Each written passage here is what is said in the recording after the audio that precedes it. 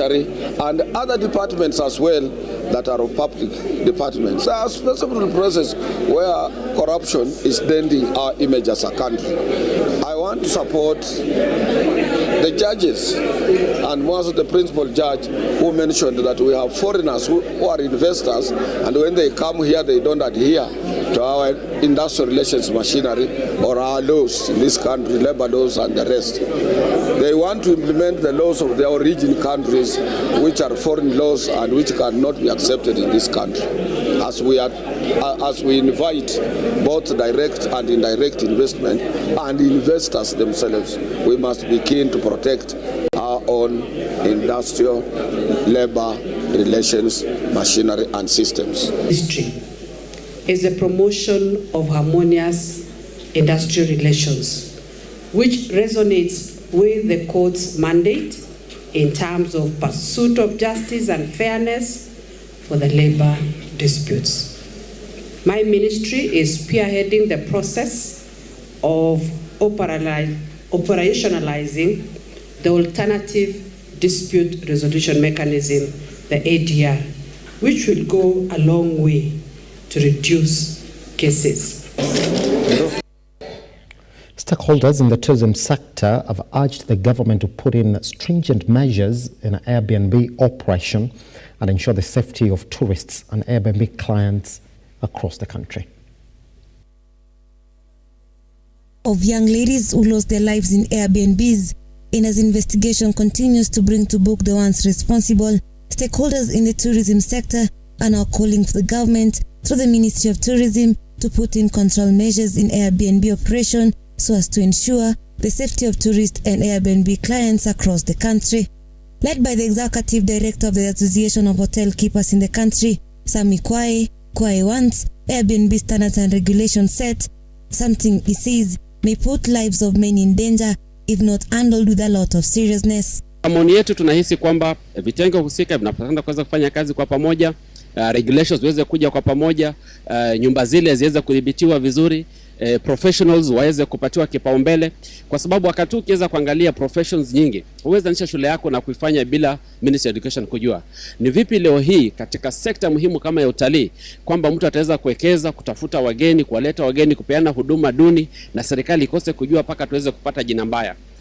While speaking in Mombasa County, Ikwai now says the Ministry of Tourism is the one to blame, arguing that if the Ministry of Tourism could have monitored the performance of the sector as it does in the hotel sector in the country, then some of these cases could have not happened. Ama utalii ambao unaendelea kupanuka kwa sababu ya ukuzi wa teknolojia ni jambo ambalo litakuja kuletea Kenya sifa mbaya ya kiutalii.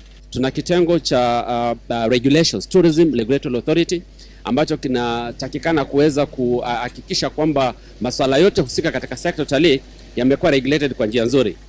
Tunajua kwamba kuna mikakati ambayo Tourism Fund wamekuwa wanafanya kutaka kuchukua ada kutoka katika kila mtu ikiwemo Airbnb, na ikiwa vitengo hivi vitaweza kufanya kazi kwa shirika, sababu hilo ndilo linakosekana, kila mtu anafanya mambo yake kivyake, ni kwamba unapata watu fulani ambao wanania kufanya mambo mabaya wanapata fursa ya kuweza kufanya mambo haya mabaya.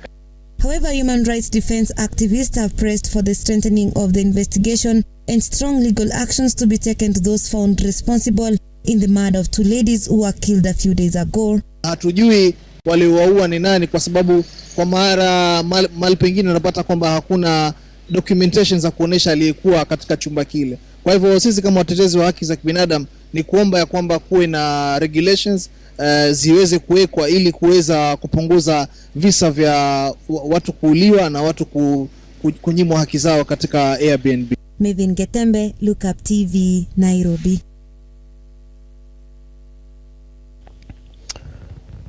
Right, let's take a look at your opinion matters today.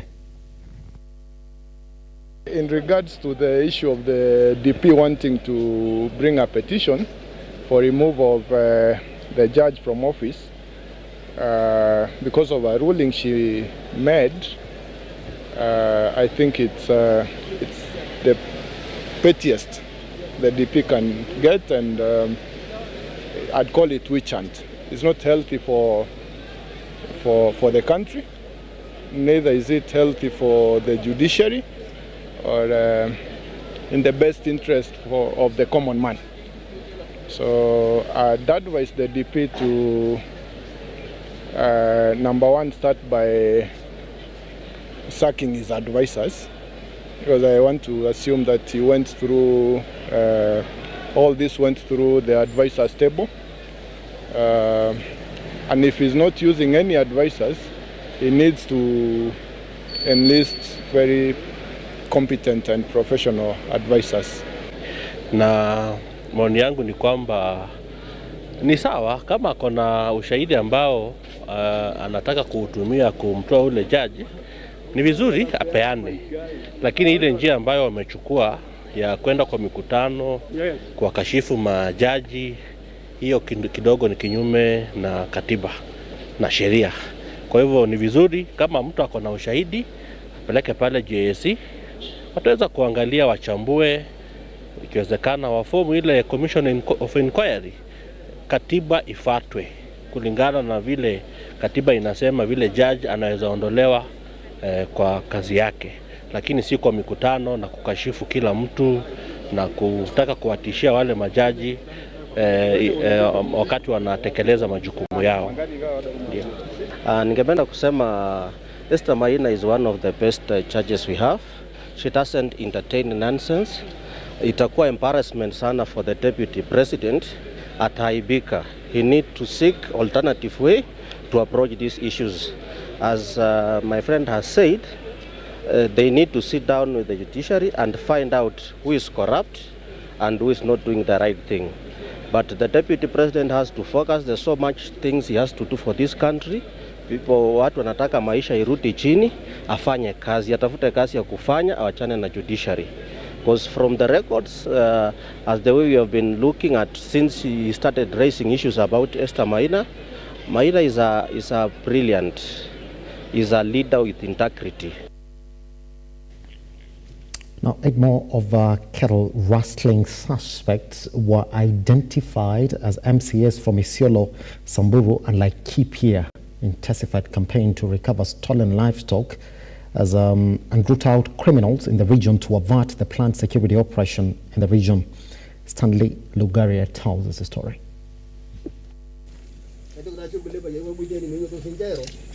The latest meeting held with Samburu County leaders at Ngarandare in Oldanyero ward of Isiolo County led to identification of the 8 suspected to be engaging themselves in the illegal practice of cattle rustling. Viongozi ambaye kutoka kwa pastoralist. Tumekuwa na challenge Kenya mzima kwamba sisi ndio waisi, sisi ndio watupeleke watoto shule, tunaenda kuiba kabila zingine, na sisi kama viongozi hatuwezi keti wakati tuko na majina mbaya. Na wakati operation ilipangwa kwamba itakuwa na operation, obvious tuliona kwamba hatuwezi kwenda kuumiza innocent wale ambao wana hatia kwa sababu ya waizi.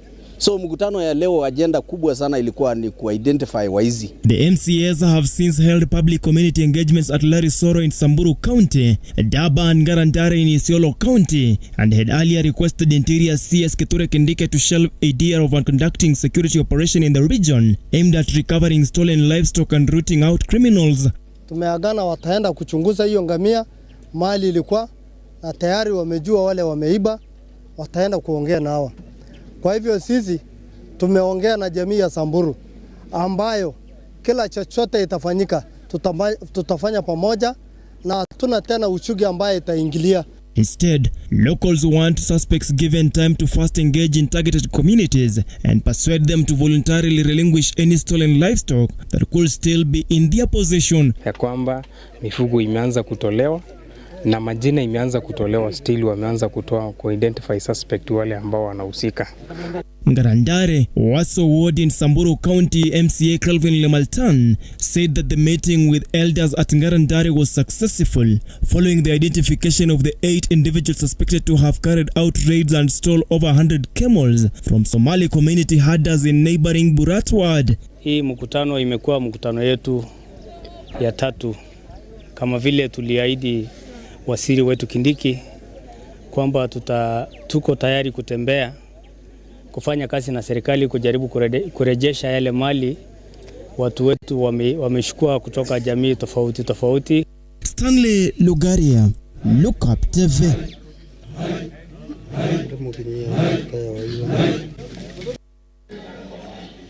Finally, this morning, the government has been urged to root out banditry and cattle rustling in the northern part of the country, which is impacting the region's economic status negatively.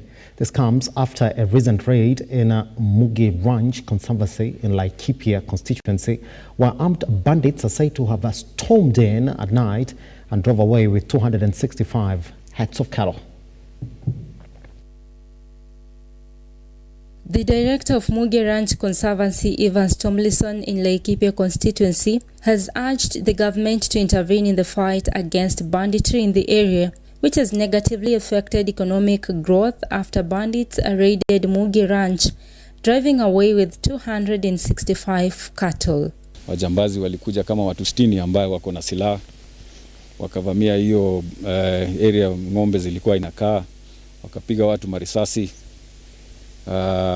Wakaweza au askari wetu walikuwa hapo nguvu, na ni bahati hata hawakuua watu. Wawili walikuwa na jeraha za risasi, na wakachukua hizo ng'ombe na kuenda kidogo wakaingia kichaka ya Kirisia.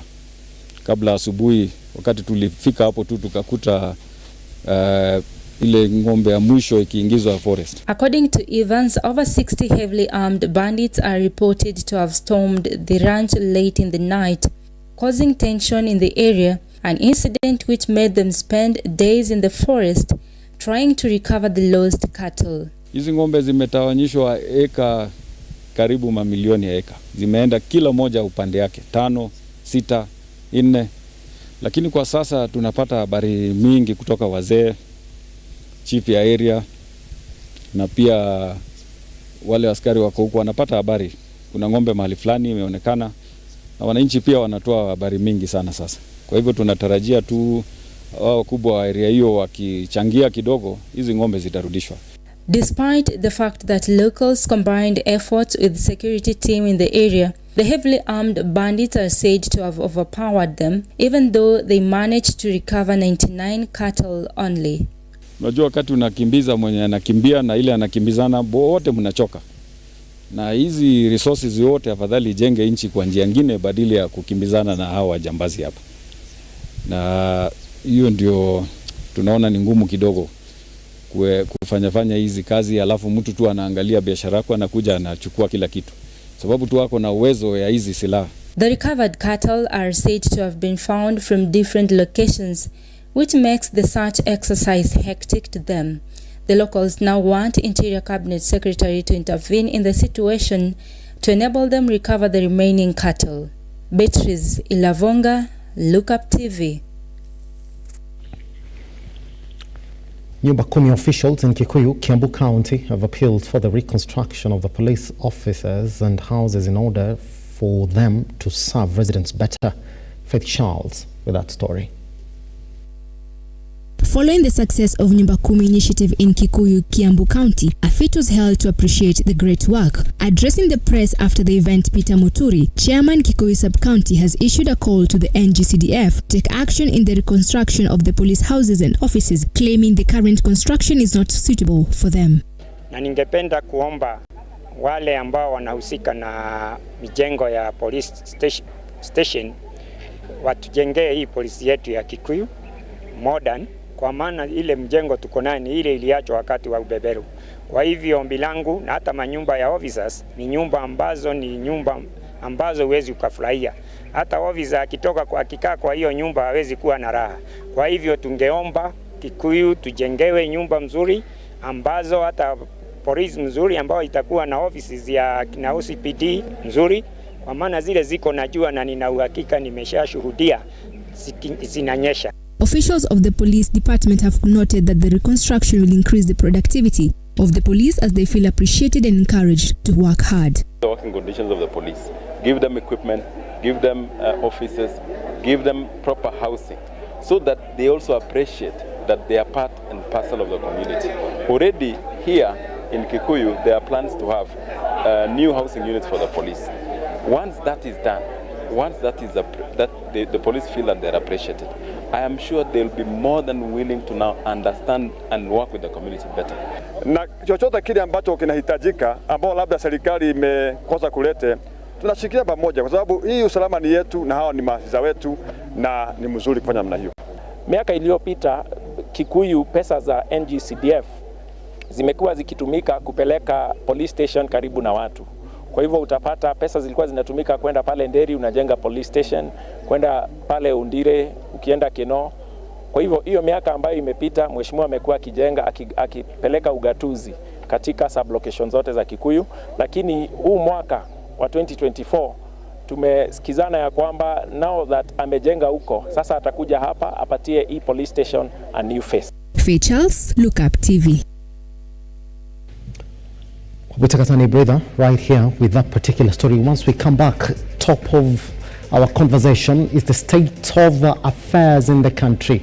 Raila Amolo Odinga is speaking. Kalonzo Musyoka is speaking. Parliament is going to come back after the long recess, and facing them is the NATCO report. We do also know that the government has been having trouble with implementing their agenda. And case in point, the affordable housing agenda, the health agenda. And we're going to talk about it shortly with our analysts who are walking in the studio. I'll be introducing to you shortly. I'll also get into that conversation. Once we come back, join us online on Lookuptv across all your social media platforms.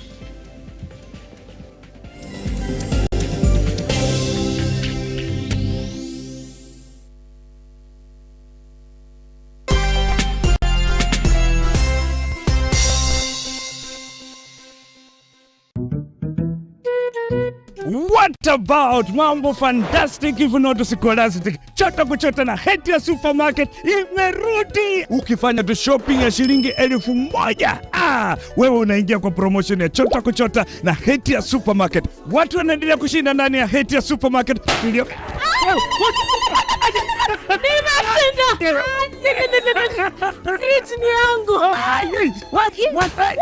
Mwana tata, kitoko. Wewe na umeshinda nini? Yote. Hamsa. Uwa nalala. Karibu ndani ya Hetia Supermarket uweze kuchota kwa wingi kabisa.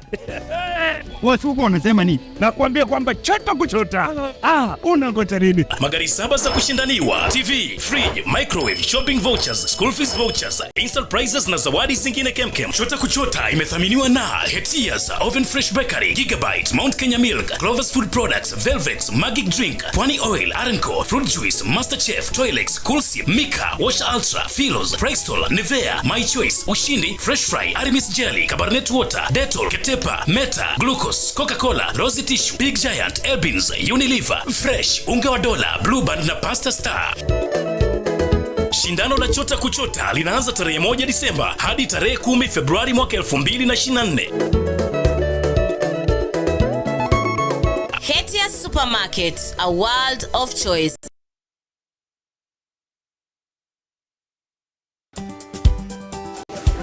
Next time panga live.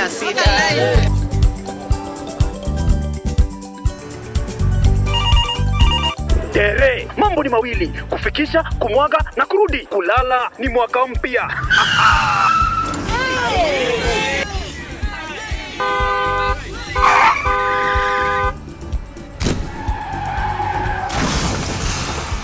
Bua muka we mse. Nini mbaya? Wewe kwani wani vile dereva anaendesha gari vibaya? Lazima tususe. Anaendesha gari na kwa simu the whole time hata angalia barabara. Tusimame. Wewe dereva wewe. Mwaka iliyopita peke yake watu zaidi ya 3,000 walipoteza maisha yao barabarani kwa sababu ya tabia kama hizo. Hautatuangamiza tukiona. Naomba msamaha, nitampeleka vizuri. Si wameomba msamaha. Sasa tuende tusafiri kwa mwendo wa aste. Dere Smart hufikisha abiria salama. Ujumbe huu umeletwa kwako na NTSA kwa ushirikiano na European Union. Are you a junior secondary school, a college, a TVET institution or a university and you want to advertise your intake? Book now and advertise with us today on both Lookuptv and all our digital platforms. Call us today.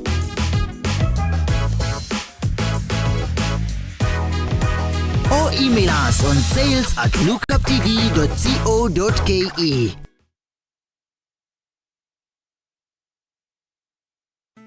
Once again, tuko hapa Angel Center for Abandoned Kids, all because of you. My name is Catherine Wanjiru. I am the admin, Angel Center for Abandoned Children. Our founder is Wamaitha Mwangi.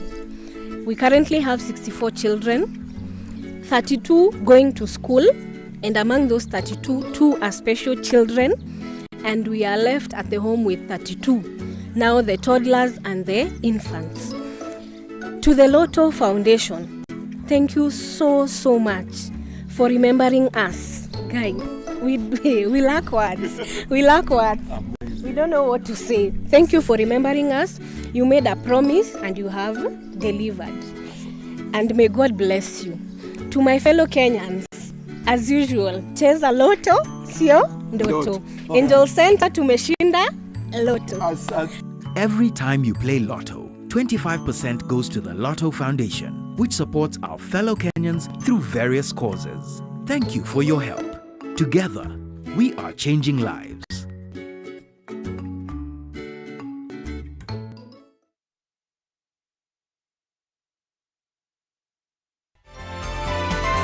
Infinity Industrial Park is one of the largest private industrial parks located along Eastern Bypass, Nairobi, which provides modern infrastructure for smooth operations for industries and business enterprises. Infinity Industrial Park offers world-class amenities and facilities with wide roads, a police station, a power substation, fire station, public transport stage, hospital, and shopping mall. In addition, Infinity Industrial Park also offers CCTV cameras, 24-hour private armed security patrol, sewer, water, fiber optic cable, and 3-phase power connection, added to public utility, canteen, and dining areas. Sail on the golden opportunity to invest in Infinity Industrial Park fully serviced warehouses at a special price of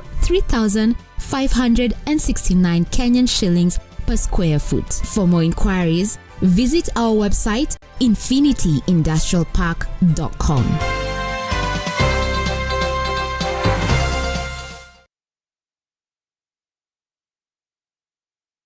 Are you an SME looking for a media partner? Look no more, as Lookuptv got you covered for all your visibility and marketing needs. We at Lookuptv understand your business needs and want to work with you on your marketing journey, giving you solutions that will take you to the next level. Call us today on 0707 572 358 or send an email to sales@lookuptv.co.ke and kickstart this amazing journey. Welcome to Lookuptv, your official SME media partner.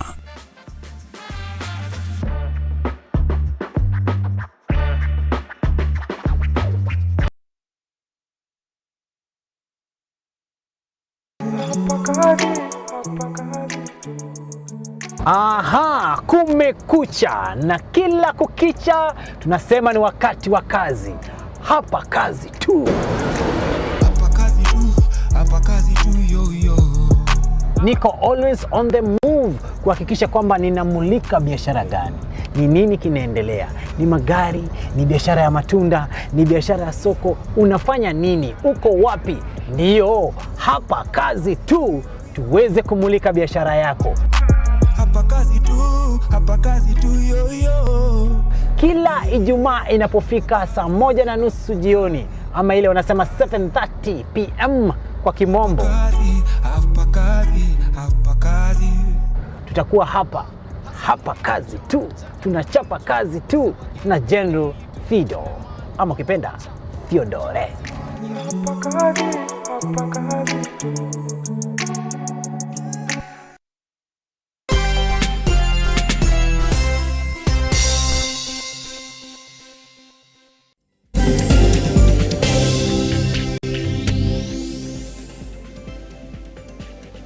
And welcome back to the Morning Drift. My name is Simba Elijah Charles Kiage. Let's then table that particular conversation.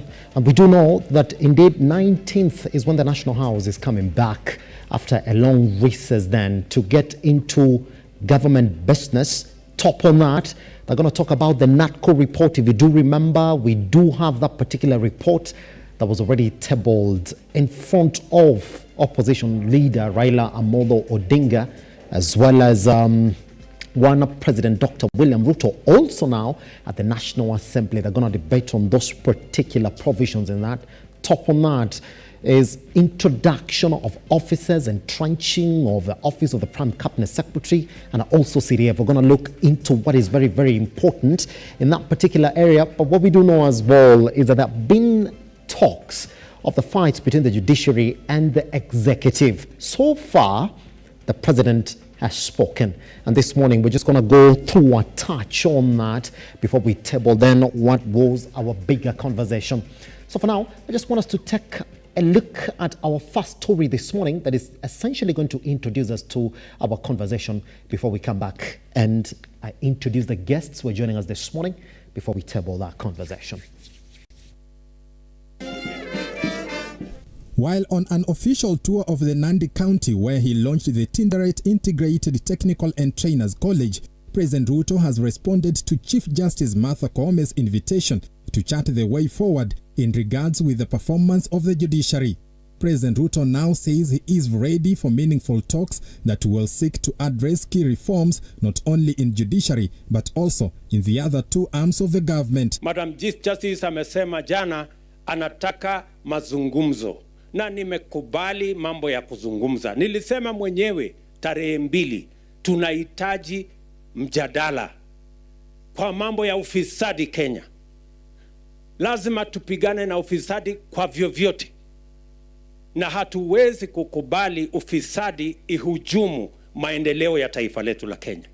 Kenya hii imekwama siku nyingi kwa sababu ya uzembe ya uongozi, kwa sababu ya wakora na matabeli ambao hawataki tubadilishe Kenya, na kwa sababu ya ufisadi. Even as he readies himself for talks, the president has sounded a warning to individuals and entities that are frustrating his leadership through numerous court cases, saying he will not allow them to use the judiciary to advance their selfish interests at the expense of the country's development. The corrupt who go to courts, once they have been investigated, once they know they are going to be charged, they run to court, obtain orders that they cannot be charged for crimes they have committed, so that we can deal with those who benefit from the status quo, the vested interest, who have taken our health hostage. The head of state, who has received criticism for his continued onslaught on the judicial arm of government, says he is at the forefront of ensuring the country is rid of corruption. I am ready for the conversation on how we are going to deal with vested interest, with incompetence, and with especially corruption, whether it is in judiciary, legislature, or in the executive, because it is delaying, it is derailing, and it is sabotaging the progress and the potential of Kenya. And therefore, I welcome the conversation between the executive, and I am going to lead from the front. Whether or not the meeting between President Ruto and Martha Koome will take place to address the bad blood between the two arms of government remains a wait-and-see situation. Henry Tende, Lookuptv. So we open this morning. Joining us in the studio then this morning is Joyce Wamayu, who is the national chair, Amka Mama Association. Joyce, how are you doing? Fine. Happy to have you around. We're also waiting to be graced by Gabriela Lorere, who's the national youth leader, UPIA party. As we wait for her, then let's begin with Joyce. Joyce, how are you doing again? Thank you so much. Let me begin with this first issue before we jump into the gist of our conversation this morning. A lot of people are concerned that indeed the president is going to have a conversation with the CJ. People are reading this particular issue as something that should not happen, that those two arms should never meet at any one point, because the judiciary is the one that is supposed to check the executive. So when the president says, I'm going to talk with the CJ, should we as Kenyans be concerned about that particular declaration? This is a hot issue that you need to keep on, as good reader, you need to keep on discussing with your friends, with your enemies, so that there is cohesion in the country. Yes. On both sides of the coin, Kenyans are feeling, yes, go ahead and engage, because the executive cannot run on its own. Judiciary cannot run on its own. On the other side of the coin, some members of the opposition are feeling, kindly do not sit and discuss. Yes. So it is a delicate balancing act, but for sanity of this country, we need always to have a discussion, so that you need to know where the rings started beating these two arms of the government. Yes. Yes. It looks as if it's the executive that feels that the judiciary is not essentially functioning the way they should. But in a nutshell, people are saying, well, is this going to be a private meeting between the president and the CJ? And that is where the concern is, because there's some people looking at it like saying, well, is the president looking for favors from the judiciary? Case in point, the law is quite clear that if you have an issue with the way the judiciary is dispensing justice in the country, you're supposed to go to the Judicial Service Commission, file your case, table the evidence, and let them handle it. Now, this unforeseen meeting between the president and the CJ, should we worry? Of course, Kenyans need to be worried because of that private sitting. Yes. Some members of the public feels that this arm-twisting event that will be held. I concur with your sentiment that there is a legal body, a constitutional mandated body. This is the JSC that should deal with matters concerning the principles, the scope, how the judges and the magistrates operate. So I believe on one side that though discussions and conversations should be held, if there is a great concern, let it be tabled to the GSC. Early this week, I think it was Wednesday or Monday, the Honorable Deputy President named one judge and said that tomorrow at 2 p.m. he will take up that matter. I think that should be the direction that the head of state should be addressing. Yes. Even if he has concern with the CJ herself, let him approach the Constitution, let him deal with the constitutional routes that his deputy has decided to take. Yes. So it is a delicate balancing act, yes. But at the end of the day, let there be ceasefire between these two arms of the government. That's it. Yeah, let there be ceasefire. Yes. Yes. I would like to get your particular sentiment on this particular issue, because when we look at the judiciary, every other Kenyan knows that that is where I go to get justice. Now, here's the scenario where the law doesn't treat the president in any other special way in this country.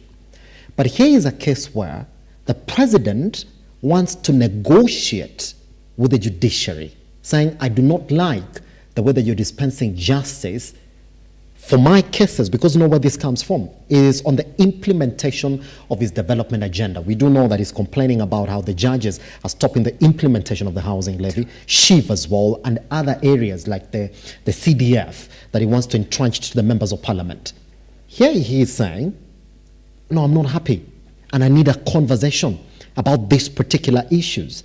The question that we are asking this morning is, should we stop the president from meeting with the CJ? Because if you're asking for private meeting, then we also need a script of that particular meeting. Because the law is quite clear that if you're not happy with the CJ, go to the JSC, file that particular case, come with your evidence, let them look into it. Should the president be stopped?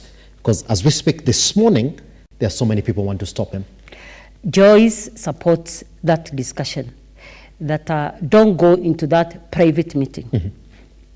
If you have, the president has a legal team, that should deal with the issues that have been raised by judiciary.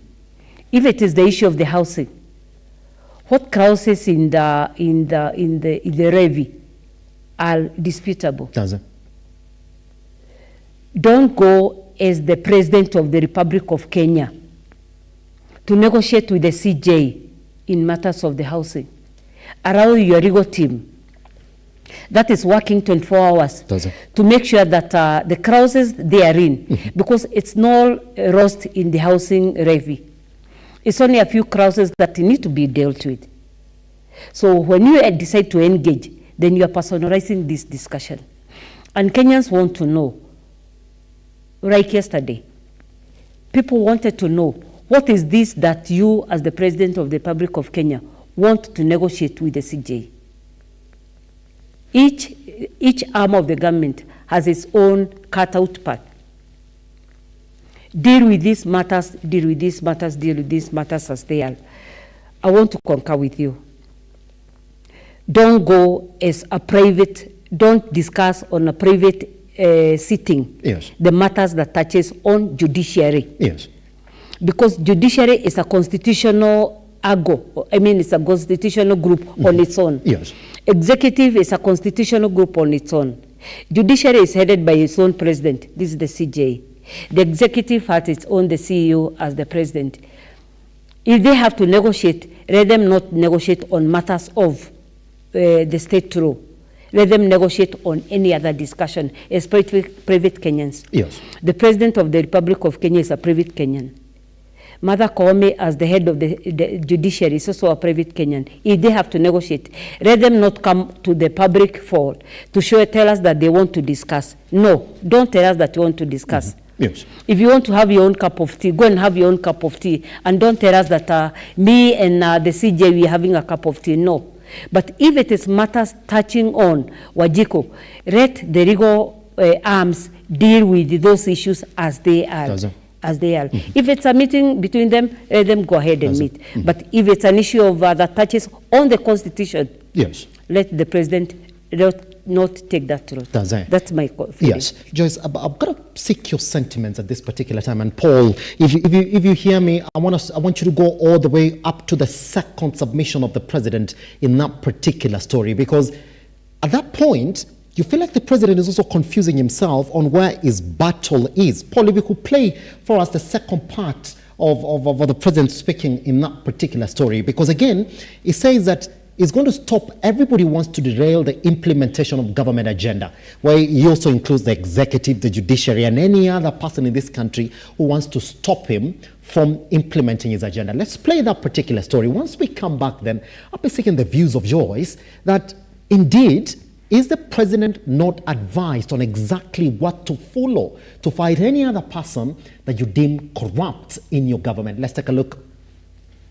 At the expense of the country's development. The corrupt who go to courts, once they have been investigated, once they know they are going to be charged, they run to court, obtain orders that they cannot be charged for crimes they have committed, so that we can deal with those who benefit from the status quo, the vested interest, who have taken our health hostage. The head of state, who has received criticism for his continued onslaught on the judicial arm of government, does it that the President is complaining about the process of law. Joyce, everybody does know that in a democratic nation, the courts have the last say. And you as the government are then burdened through your agencies. We have the Director of Public Prosecutions, we have the DCI as well. And these are gentlemen that you're paying very well, ladies and gentlemen, that you're paying well in these offices using taxpayers' money. That instead of taking the podium, Joyce, and saying, well, that these guys, the moment we come up with these cases, they rush to the courts and then they tell the courts, please protect us. Aren't you then supposed, you as the President, be speaking about how you want to empower those particular agencies to help you come up with watertight evidence against these corrupt officials? Is that not what you should be talking about, Joyce? True. Yes. I think here we have a case of doublespeak. Yes. On one side, you run the government as corruption-free government.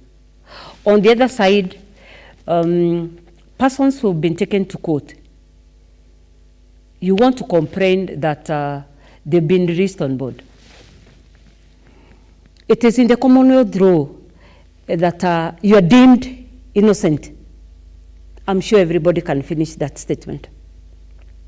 So when the president takes up the podium and goes ahead of the camel to say that this person is guilty, even before the process itself has started, then that is doublespeak. Why don't we allow the process to start? Right last year, we had several cases of the DPP withdrawing cases. Why? And even early this year. Yes. The DPP says that those cases were not investigated properly. Why not allow the agencies to prey on their own? The DPP, kindly investigate. The DCA, kindly investigate. The DPP, kindly prosecute. Allow the judiciary to conclude this matter based on the information that has been tabled on the desk of the judge. So on one hand, when the president says that the court is giving a reprieve to the corrupt persons, this person who have been charged is not corrupt until when that matter is heard and determined in total. So don't rush the process. Don't try to tie the hands of judiciary. Yes. Kindly, when Joyce comes to your desk, confirm the cases and jail Joyce for 100 years. When my friend comes to your desk, kindly release that person. The president should not double speak. That on one hand you want judiciary to assist you to prosecute corrupt cases.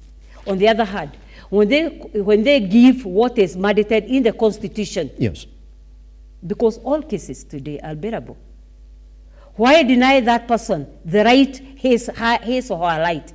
These are basic rights. Yes. As entrenched in Article 4. Why are you denying those agencies to deal with their matters as they deem necessary, as stipulated in law? Yes. So on one hand, don't go to judiciary and start acting as the judicial officer. You are the head of state. Mm-hmm. You're in charge of the executive. Yes. Kindly deal with the executive. Mm-hmm. Allow the agencies to operate freely. Yes. But I have a feeling. Are these agencies, do they operate freely? Some of them may be intimidated by that kind of sentiment that you've had. Look at what is happening this week. When the deputy president said he's filing a complaint against one judicial officer, don't you think this week that the judicial officers feel intimidated? So these are the sentiments that we should not have in the public domain. His Excellency the President, because he is listening, mm-hmm. he has his ears everywhere. This is not the thread that he should take. If this is the thread that he's going to take, this is the start of an anarchy region. Does it? Yes. Pretty much.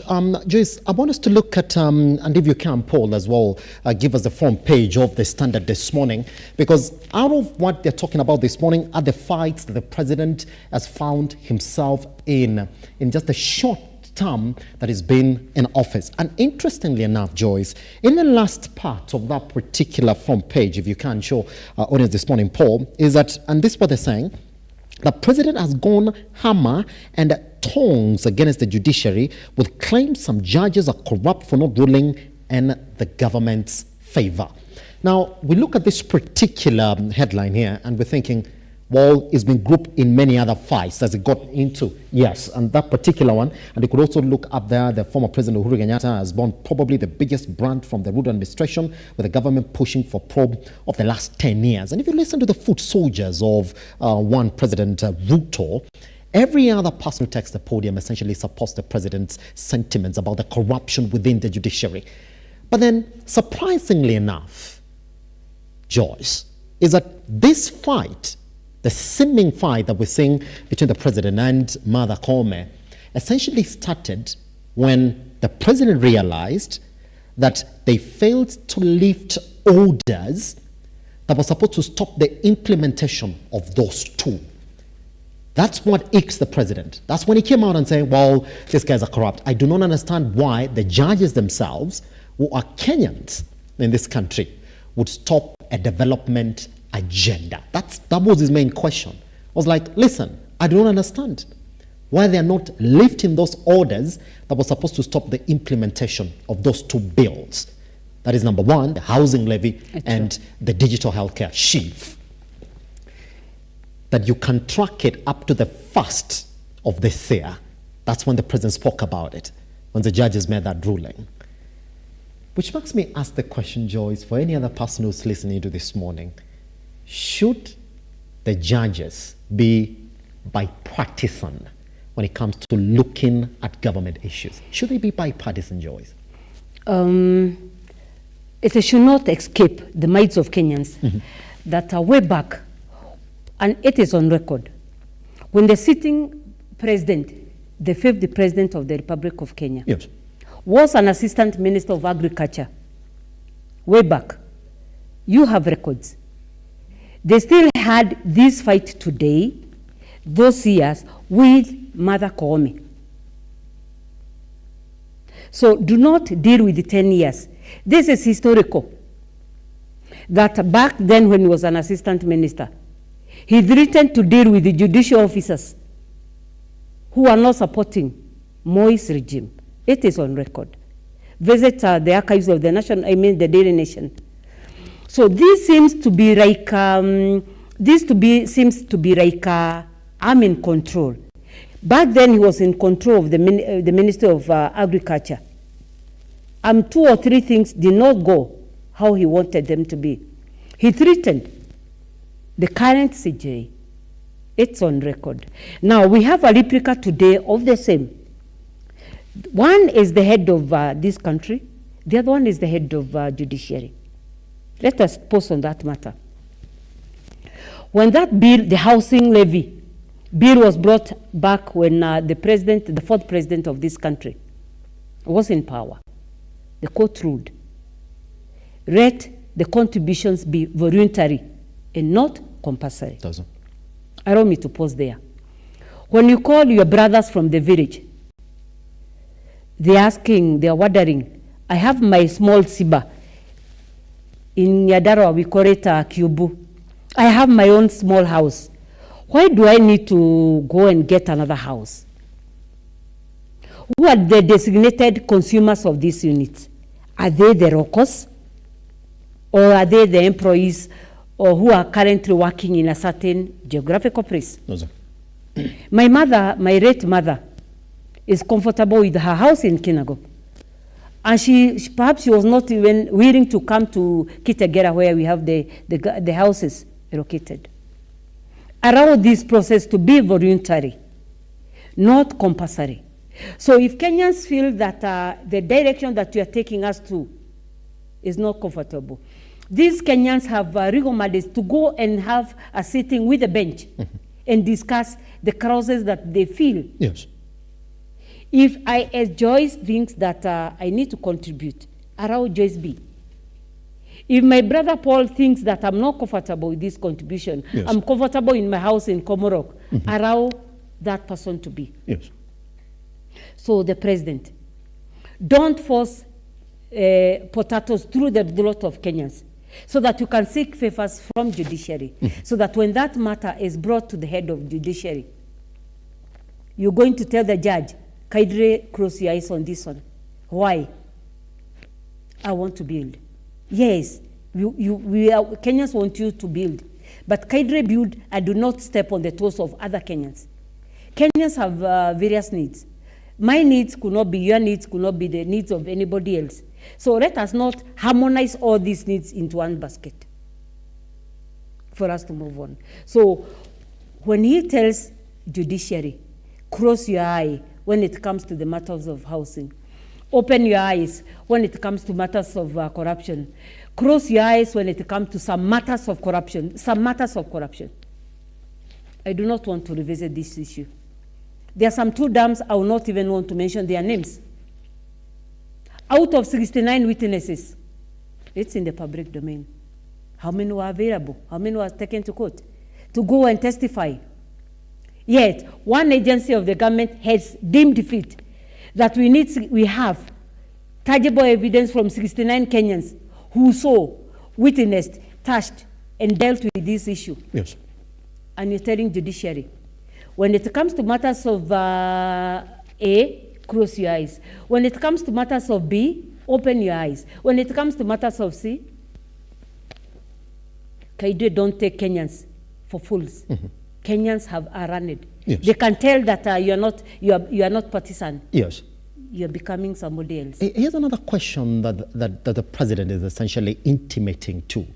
And he's saying, well, but when you look at these people who are sponsoring these cases in court, it's like they're the same people. And he's actually pointing out to the opposition that the opposition have found a route to fight my government through these courts. He has a problem with somebody from the opposition essentially going to court saying, well, this particular agenda is not good. Can you find a way to stop it? And I will not fear to mention that Okiya Omtata, who we do know very well where he stands when it comes to this government, has been deemed very successful every time he has an agenda that he wants to seek clarity on or stop the government from implementing. Joyce, last year in Busia, during the shuttle mission from the president across the country, Okiya Omtata faced the president head on.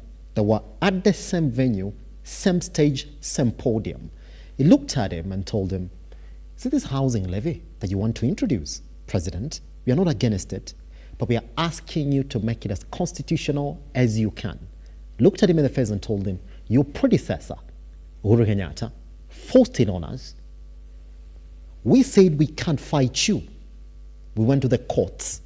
The courts listened. They struck it off.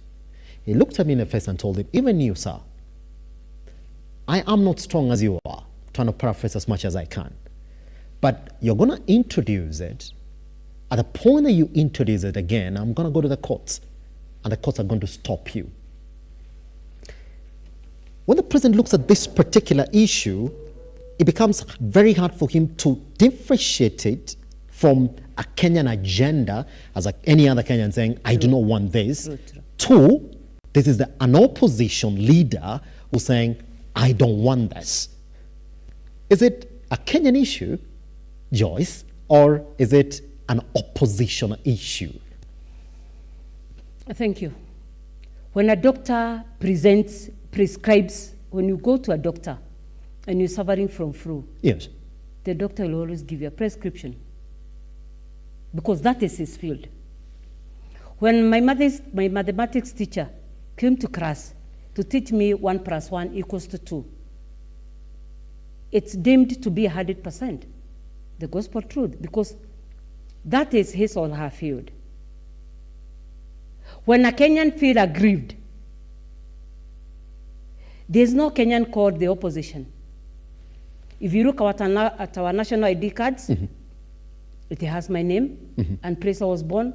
It do not have all these other dramas of the opposition, the sympathizers, the sycophants, no. But when it comes to the president, when Okiya Omtata goes to court, does the president see Okiya Omtata or he sees the opposition? Raila Amolo Odinga also went to court on this housing levy issue and taxation issue. Does the president see Raila Amolo Odinga as a Kenyan or he sees the opposition, George? He sees any person as a distractor if you're bent on stopping his bandwagon. Look at Gadon Mushaba, the MP for Giduguri. Yes. Last year when the finance bill was being presented, she, among us others, she is in the government. She is in the government. She stood her ground and said, there are some clauses.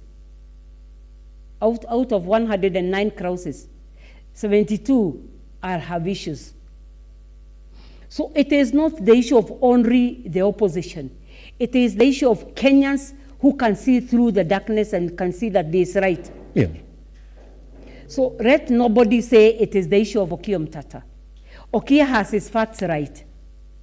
If you touch on this article, this is the repercussion. If you deal with that matter, Kaide deal with it on a different angle, you know? Nobody is stopping you from the housing levy issue, no. But Kaide deal with a specific issue. Then if you feel that you do not want to comply, you bring in a lot of drama. This is the opposition leader. This is the opposition. my enemies of development are trying to come on board to stop my progress. I have it in my manifesto. That was the UDA manifesto. It is not the Kenyan manifesto. Yes. Because we have a Raja picture. The Raja picture is the Kenyan manifesto, not the UDA manifesto. Not His Excellency Ruto agenda. It is the agenda of the Kenyans. Look at what is happening today. When they come to the House, they have the public participation on the housing levy. What were the sentiments this week and last week? So as case B, they said, we are going to stop this, we are going to go ahead with our discussion, whether judiciary stopped it or otherwise. So this is not the issue of the opposition. Yes. This is the issue of a person, not a person who is hell-bent on pushing through a rock, whether you like it or not. But you see, it will not be a walk in the park. It will not be a walk in the park. It will be quite hard. Because we have these persons, we have the judiciary that have been powdered right left. They are coming back. You want judiciary to deal with your matters softly. And you are hitting on the same judiciary, telling one judge is corrupt because he or she saw 12 billion pass through your accounts. And the matter on the housing levy is brought to her desk, his or her desk. It is in the public domain. I will not comment how that ruling and how that order will be. So, it is common law. Don't open several battlefronts. Kaidri, deal with what battlefront? Give yourself 2 weeks so that you can take uji and soup so that your wounds can heal. Then start another battlefront. But when you open 2 or 3 or 4 battlefronts, you start losing focus. And this is what I'm saying. The headlines of Standard newspaper today is very, very clear. Ruto's many battles. Don't open all these several battlefronts. Don't open all these several battlefronts. Run to mediate. When you are asked to stop, kindly stop. Don't stop because you are it's against masculine data. You should stop. But stop because common law tells you to stop. Wisdom from God tells you to stop. Don't fight everybody. Because when you fight, who will deal with you? Today, when everybody is fighting you, how do you secure your back, your side, your front? How do you do that? I will not answer that question. Pretty much. As we talk this morning, just before we march into the bigger issues that I want us to talk about this morning, again with Joyce, we do know that Raila Amolo Odinga has warned the judiciary against having dialogue with the executive, saying that the move is bad for judiciary independence. The opposition chief says the meeting done in secret has the potential to compromise court cases that involve the government. Let's take a look at that particular story. Come back, mention slightly something about it before we jump into the next issue that we find as a state of affairs this morning.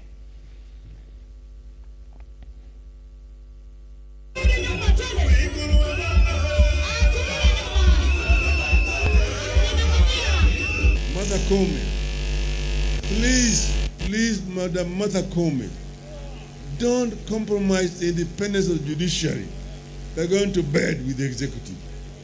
There's nothing to be discussed between you and the executive. Just give an order that the judicial rulings must be respected by everybody, including the President of Kenya. This is what you have said.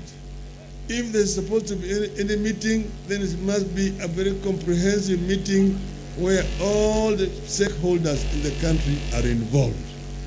Members of the political parties must also be present in that discussion. But there should not be any discussion between the judiciary, the executive, which excludes anybody else. That will compromise independence of judiciary, and that is not acceptable. That is unconstitutional. The advice from ODM, Azimio, the Umoja 1K. Tazet, just let me give you context as well. Now, here you are as the CJ. The president is actually on record saying, you know what, I won't listen to those courts. When they issue those court orders, and we do expect one on the 19th, which is just 2 days from now, especially on the housing levy, the president is on record saying, I'll defy them. Why? Because I believe they're corrupt. So I'm just going to go move on and then continue implementing the housing levy. I will defy them. I won't listen to them. Then the same man who said, I won't listen to you, comes in and says, well, yeah, I'm ready to talk. Knowing very well that he's gone on public record and say, I won't listen. So I don't recognize you per se. That's exactly what he means. Questions were asked. You say, well, Raila Amolo Odinga is saying that if there's going to be a meeting between you and the president, make it a stakeholder meeting. Tell us that so and so and so and so is going to be involved in this particular meeting that I'm going to have with the executive. Is Mara Kome, and I asked this reservedly this morning, for the sake of our audience that is listening, is she coming out as a weak CJ? Because how does a man go from, I'm not going to listen to you, anything that you say, I will not follow it, to, yes, I'm ready to talk. And you don't make yourself clear as a CJ as well, knowing very well that you're quite independent, that as it stands, there is nothing that he can do to you. Why is the CJ not using this particular opportunity to show the president, I'm quite independent? Like Raila Amolo Odinga is saying, there's nothing that you're going to say that is going to make me stop from delivering justice as long as it's by the rule of law. Is she finally? I mean, people ask questions about the CJ, about her conduct, all the way from the appointment of judges, all right, all the way up to where we are right now. Is she finally starting to show her weakness? Because this majority of people will consider somebody who has been pushed to the wall. I mean, there is nothing worse that cannot be said than what the president said. I won't listen to them. We have wrong direction that this country is taking. Mm-hmm. Yesterday in the evening, I had a discussion with my daughter. Yes. And she was referring to the same discussion, whereby the president says, I will defy. So she's asking, and she's repeating the same question that every Kenyan is asking. If one person can say, I will defy the court orders, my village chief, if he's given an order, he'll still say what the president is saying. I will defy this ruling. I will defy this order. And I'll go ahead and evict you. Because my president is on record as saying, yes, I will defy orders. We are setting wrong precedents in this. We should read by example. If you think that you need to defy orders, don't come to the public and tell us you defy orders. Do it silently, so that people do not know that you are defying orders. They will see things happening behind. Everybody is wondering what is happening. But when you go on public, on record, and say you defy orders. What happened at 2 weeks back, early in the year, there was an eviction process. The court had stopped that eviction at KCC at around the Dadora area. Doesn't. The executor said we are going to defy orders. The President of the Republic of Kenya is setting wrong signal, wrong message, wrong precedence to Kenyans. If the President can say I will defy orders, even if today orders was served on Joyce, my President has said something, I'm going to echo the same. Allow me to mention on the issue of the CJ. Yes, just Joyce, but be informed that we have to go shortly on a tiny breather so that we bring in our next guest who's supposed to join us shortly on this particular conversation as well. Hold your thoughts. We're going to come back on that particular issue for the CJ, because remember I asked you, every time she starts to speak, you think she is going to breathe fire and even issue arrest warrants to the people who were committing court attempt by speaking on active cases and even pronouncing themselves on these cases before they are heard and determined. The question I did ask Joseph, and I want to ask you this morning then, as we come from this tiny breather, is the CJ coming out as a weak CJ? What is she doing? Once we come back from this tiny breather, join us online at Lookuptv across all your social media platforms. Once we come back, this is the week that the National House is supposed to come back from that long recess. They've been, by the way, some people have been on holiday. Them, not us. But we're back at it again. Now, top of that business they're going to talk about is the NATCO report, and also discuss on some of these issues that are getting heated at the judiciary. Once we come back right here on the Morning Drift, my name is Simba Elijah Charles Kiag.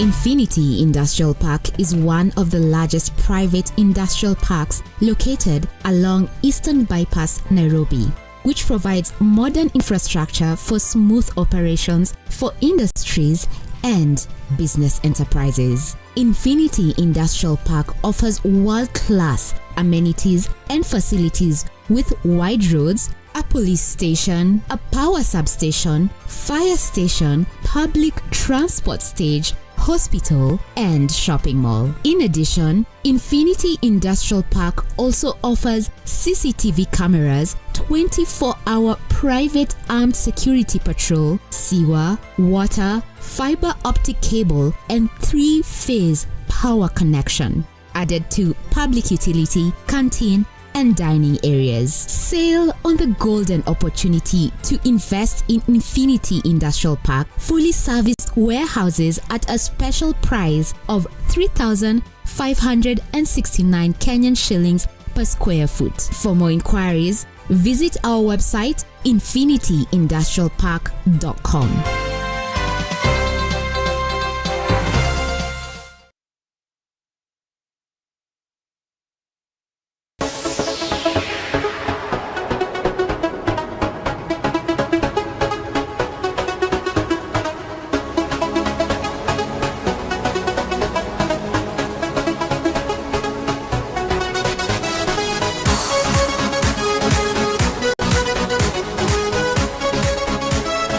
And the winner of the 32nd edition, representing also the EMC, Weldon Langat. Every time you play Lotto, 25% goes to the Lotto Foundation, which supports our fellow Kenyans through various causes. Thank you for your help. Together, we are changing lives.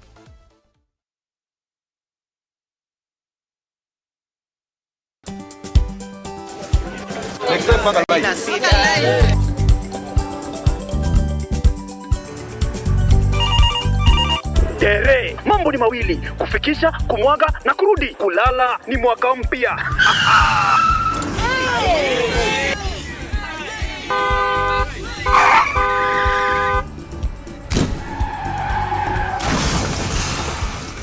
Muka we mse. Nini mbaya? Wewe kwani wani vile dereva anaendesha gari vibaya? Lazima tususe. Anaendesha gari na kwa simu the whole time hata angalia barabara. Mamiseni dereva tusimame. Wewe dereva wewe. Mwaka iliyopita peke yake watu zaidi ya 3,000 walipoteza maisha yao barabarani kwa sababu ya tabia kama hizo. Hautatuangamiza tukiona. Naomba msamaha, nitampeleka vizuri. Si wameomba msamaha. Sasa tuende tusafiri kwa mwendo wa aste. Dere Smart hufikisha abiria salama. Ujumbe huu umeletwa kwako na NTSA kwa ushirikiano na European Union.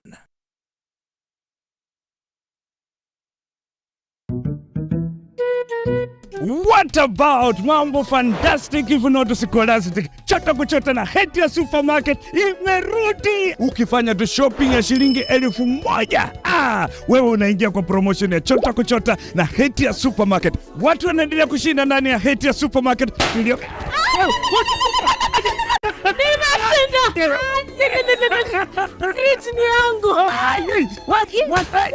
Mwana tata, kitoko. Wewe na umeshinda nini?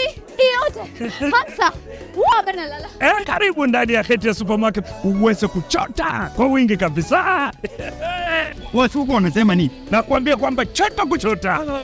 Unangoja nini? Magari 7 za kushindaniwa, TV, fridge, microwave, shopping vouchers, school fees vouchers, instant prizes na zawadi zingine kemkem. Chota kuchota imethaminiwa na Hetia's Oven Fresh Bakery, Gigabyte, Mount Kenya Milk, Clover's Food Products, Velvex, Magic Drink, Pwani Oil, Arenco, Fruit Juice, Masterchef, Toilex, Coolsip, Mika, Wash Ultra, Philos, Prestol, Nivea, My Choice, Ushindi, Fresh Fry, Arimis Jelly, Cabernet Water, Dettol, Ketepa, Meta, Glucose, Coca-Cola, Rosy Tissue, Big Giant, Elbins, Unilever, Fresh, Unga wa Dola, Blue Band na Pasta Star. Shindano la chota kuchota linaanza tarehe 1 Disemba hadi tarehe 10 Februari mwaka 2024. Hetia Supermarket, a world of choice.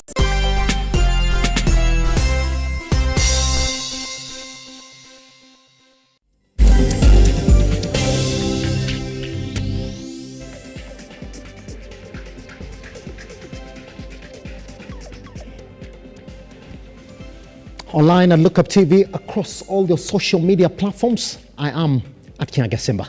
Let's then handle the last part of the question on what position the CJ should be taking right now. And just before we went for that break, Joyce, I didn't ask you, I mean, would have expected the CJ to come in and breathe fire. I mean, you've been attacked left, right, and center. In fact, to the point that even us as the media, as we are asking her, the president is there saying that you're very corrupt and the majority of your judicial officers are really corrupt. Have you received evidence that has been tabled from the president against some of their officers? She says, no, none that I'm aware of currently. We went right ahead to say, are you intimidated now that the president and the executive at large are issuing threats at the judiciary? She says, no, we are not intimidated. All right? She goes right ahead to urge the president and any other person who has complaints against the judiciary to follow the due process and table evidence at the JSC so that the JSC can actually get to look at it. But on a personal level, did you like the response from the CJ over the past 2 days that you've spoken about this attack? As a CEO of judiciary, Martha Koome has the jurisdiction of giving that statement that you've just issued. Kaidre, this is from the CJ herself. If you have any complaint against judiciary, follow the due process, and when that matter comes, the constitutional body, this is the JSC, we do the matter and we revert back to you. That is the official statement. But as an individual, the CEO and the individual are one and the same thing.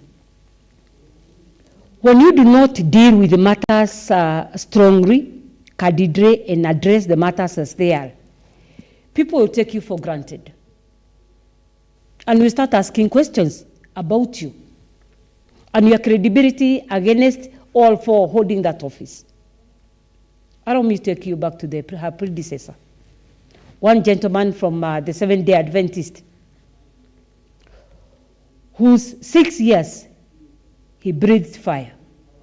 And any time that a Kenyan saw her predecessor on TV, we knew it was breaking news. The former president had a tough day dealing with any word that came out from her predecessor. Today, Kenyans, any word that comes from the mouth of the CJ is all a written script. Somebody somewhere sat down and wrote for her, go and read the following. She has not dealt with the press one-on-one. Hers is always written message. But at times Kenyans do not want to read to the written message. Yes. Talk to us as Kenyans.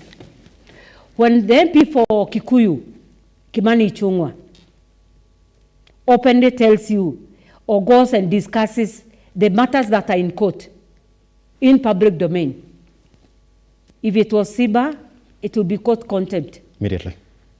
Mother would ask the nearest DCI to come for SIBA and taken to Kilimani police station, to her desk at the judiciary. Why are you discussing SIBA? Why are you discussing matters in court?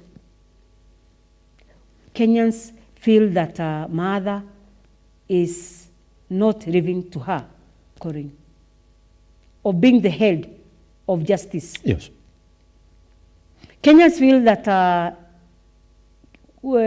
several women readers, Joyce included, when the president nominated her name for vetting, we started dancing even before the nomination was done. Because we realized that women can sit at the helm of, at the head of the table and discuss and head institutions. But now what we are discussing today, Joyce will not be celebrating today. This is not the face of whom we celebrated. This is the face of somebody who is being intimidated by somewhere in the darkness. Mother, you are the head of justice in Kenya. Wajiko want you to exercise independence in your office. Don't listen to anybody. Deal with matters, deal with issues on the same level. If SIBA discusses matters that are within the court premises, throw a stone. That person will be brought to your desk. Warn members not to discuss. Warn Kimani Ichung'wah not to discuss these matters. Don't allow people to preempt the discussion or the direction that you're going to take. If I want to support what Raila Amolo Odinga, yes, the head of the party leader to ODM, if you're going to have a discussion, kindly involve all other stakeholders. Because Kenya do not belong to two persons. This is the head of state and this is mother. If the president thinks that judiciary has contravened, has overstepped, call also other readers. SIBA wants us to discuss with this issue. I want you to judge me. Do you think I overstepped my mandate when I said judiciary? Yes or no? So, mother, do not go and have that discussion alone. Doesn't. If you intend to go before 19th, then we can see the direction of the court ruling for 19th. Don't allow Kenyans to predetermine that matter, even before that matter is heard and determined. Because when you go for today's meeting on 19th, Kenyans in the morning will say, Allah, we still have this matter, will go this direction. And apparently and unfortunately, God forbid, if that matter will be ruled for each direction, Kenyans will have an issue. Does it? Kenyans will have Because an of issue. because of the spat that Because we've seen of here, this isn't part, it? because In of whatever this. way that it goes. Yes. So if it rules against the government, we'll say, well, the judiciary got intimidated. Yes. If they rule for the government, they will say, well, either way, This they is still it. got This is it. intimidated, isn't This it? is Yes. it. So Yes. I believe, Mother, this is not the same, the Chief Justice that we celebrated. Mother, you are rating Kenyans down. You're also rating several women who supported you down for allowing this discussion, Don't allow that discussion. Put your foot on the ground and drink water as it is. No, sir. Tell Kenyans, if whatsoever, whoever, and whenever you decide to discuss a matter that has come to my jurisdiction, I'm going to deal with you. Let her say that message. Maraga was in the public domain, severally said those words, and perhaps we feared, you know. Mother, why don't you test the waters and see whether we are going to fear? Throw in, come for 2 or 3 of us, and then perhaps all of us will get scared. But when you allow this discussion to go on 19th, Kenyans, or Mutata himself, will go to court and said, this was the discussion, that this was the onset of the discussion, and we expected this ruling to go this way.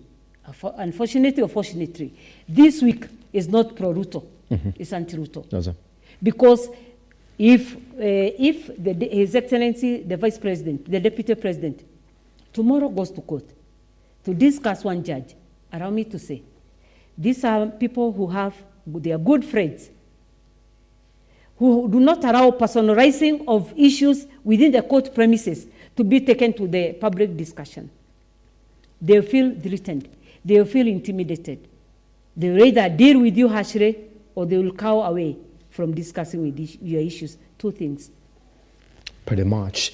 Guess what? I beg that we leave that particular issue for the judiciary and the executive. And we're going to see exactly how the particular ruling then goes on the 19th. Remember, they're just 2 days away. What we do know is that particular case essentially went back for amendment. The government rushed back to relook on the modalities of collecting the money for the housing levy. And now it looks as if every other Kenyan is going to collect that money. But what essentially the courts did not stop, they did not lift the orders that were essentially supposed to stop the implementation of the housing levy. And we shall be here live, by the way, when that judge bench is going to sit down and make that particular ruling. We shall have a discussion around it and see exactly how that particular issue goes. Good. Now, away from that particular area, Kalonzo Musyoka is also speaking, and it looks as if the 2027 politics are essentially now taking effect as we speak now. Now, Wiper leaders, yes, have taken a swipe at President William Ruto of what they termed as failure to implement his plan and revive the economy. As Ian Ketani reports to us this morning, the Kalonzo Musyoka-led party fronted the former vice president as an alternative to President Ruto, noting that it will soon submit its papers to the party organs ahead of the 2027 general election. For those who are counting, 2027 is 3 years away from now. So the campaigns have officially started, isn't it? Let's take a look. Let's take a look at that particular story. Once we come back, Jace and I are going to talk about it. With the Kenya Kwanza administration remaining adamant over its economic gains since taking over reins of power, as the economic situation remains unbearable, Wiper party leaders have continued to slam President Ruto over his economic policies, while calling out the president for what they termed as not wanting to be accountable to Kenyans. With the president now saying he is ready to sit down with the Chief Justice Martha Koome, Kalonzo rubbished those negotiations, while cautioning the president of the judiciary over falling for what he termed as a trap. There's nothing to negotiate. Absolutely. And I would be very disappointed if Chief Justice Koome was to fall for that obvious trick and fall into a trap. These institutions are clearly set out under the Constitution. Their responsibilities and mandate are clearly elaborated. Obviously, I'm waiting to see whether Chief Justice will receive Gachagua when it's Thursday. He said he's going to lead a protest. I want to see that, because that will be the culmination of absurdity. The party officials slammed President Ruto over what they termed as the ever-growing tension with the neighboring countries. Most recently, the row between Kenya and Tanzania, while blaming poor diplomatic policies for the diplomatic woes. The NEC has taken note of the fundamental failures of the Kenya Kwanza regime, particularly in relation to its failed foreign policy and blatant violation of basic constitution principles. For a country that has taken leadership in the region and among the community states, it is disheartening that today that position is threatened by diplomatic goofs by the current regime, pitting Kenyans against her closest neighbors. We continue to see relentless diplomatic rows from DRC to Sudan, to Rwanda, to Uganda and Tanzania.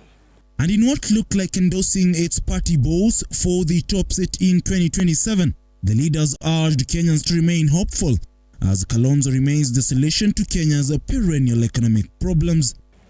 The party reminds the nation that this is the time for leaders to care for its people, and with a track record of defending the Constitution.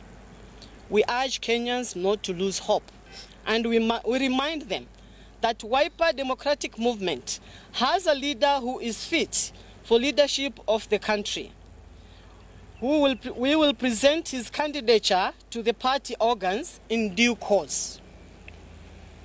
Kalonzo Musyoka's servant leadership resonates with all Kenyans, offering them a compelling vision and a renewed hope for the failure of our great nation. without essentially looking at the rest of the issues that they spoke about yesterday, let's focus on that particular last part, that indeed Kalonzo Musyoka offers the solution to the failed leadership of the nation. Joyce, I mean, it's clear, isn't it? I mean, Kalonzo has been quite silent over issues about his future as a Kenyan leader.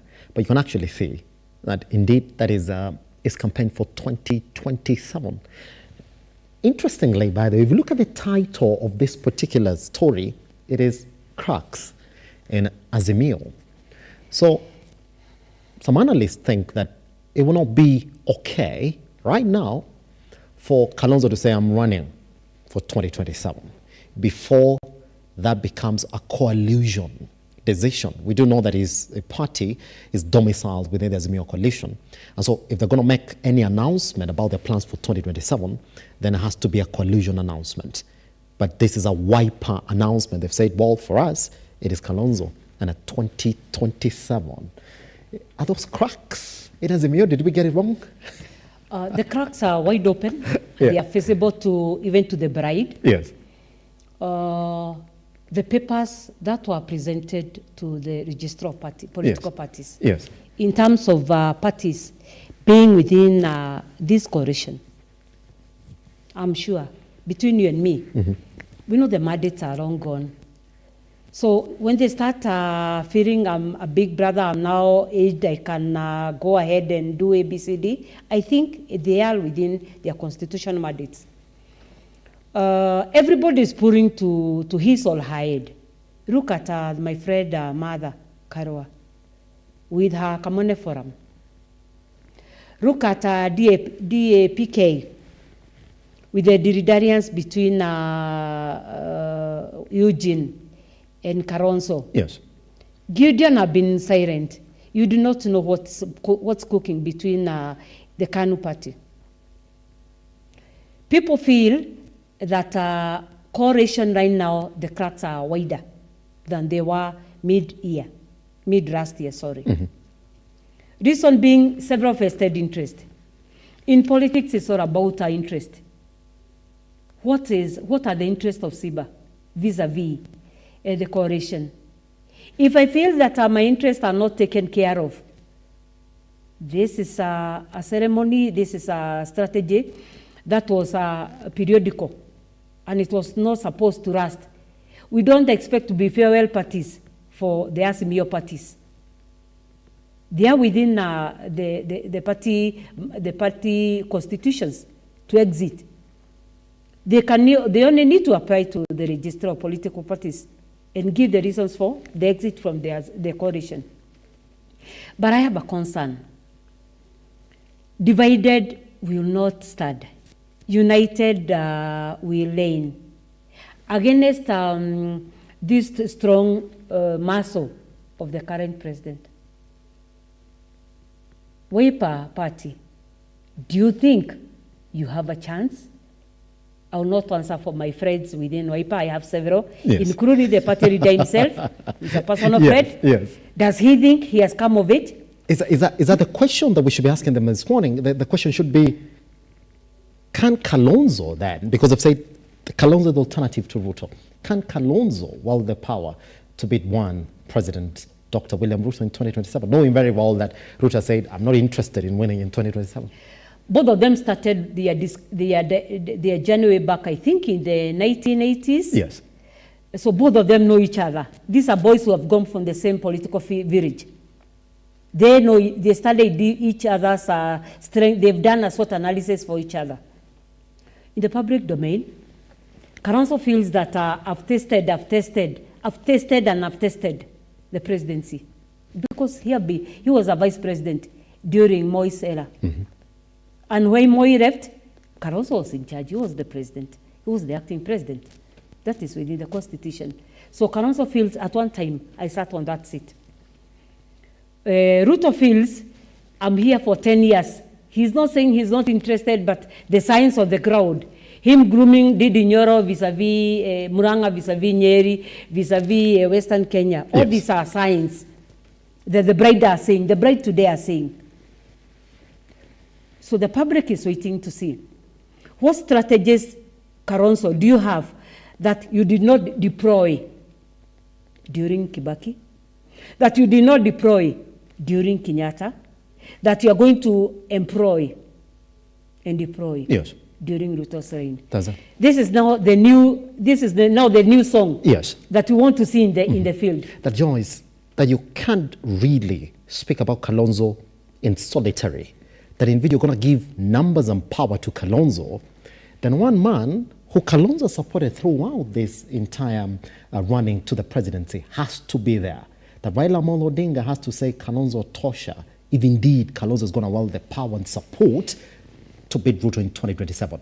That Raila has not said. And if you look, that's what we're reading into these cracks, that if you look at what Raila Amolo Odinga is saying, is come out openly to say, no, I've never said that I support Kalonzo for 2027. The collusion and the party is going to make itself clear on this particular issue. Now we're just focused on putting the government in check. That it has to say Kalonzo Tosha, if Kalonzo is going to have the numbers and power then to beat one Dr. William Ruto. Right last year and this year, we have seen a newborn Kalonzo. The Kalonzo we saw in RA 2023, just about the general elections of 2022, the Kalonzo we saw at the end of last year are two different boys. Allow me to call them that. When the Mavoko devolution, when the government, the East African Portrait Cement, decided to evict and demolish houses from Mavoko area, we saw him. We saw even him mobilized foods, blankets, etc. for the evictees. This year, we are seeing a different energized man. Perhaps that is the strategy now that Kenyans are willing to see. I think he has some new blood in him.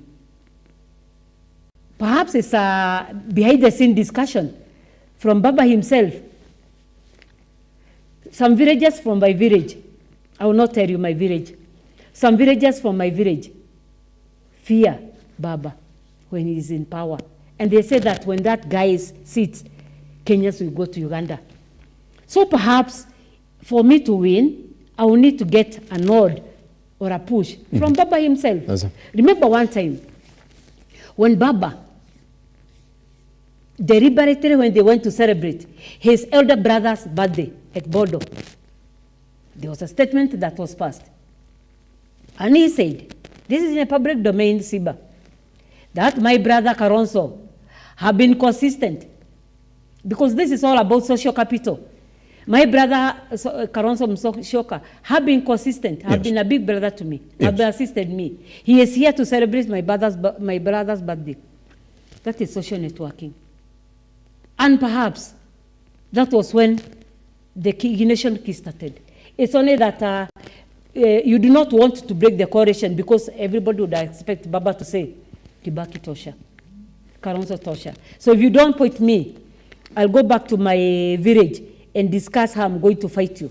And apparently, you have seen the disputes and the fights and the cracks today have emerged. After that public discussion at Bodo, perhaps it is a new strategy that Baba is deploying. Push Kalonzo Musyoka. These are age mates. These are age mates with the current president. Age mates is within 10 years. These are age mates. And these age mates, they can fight, they can wrestle.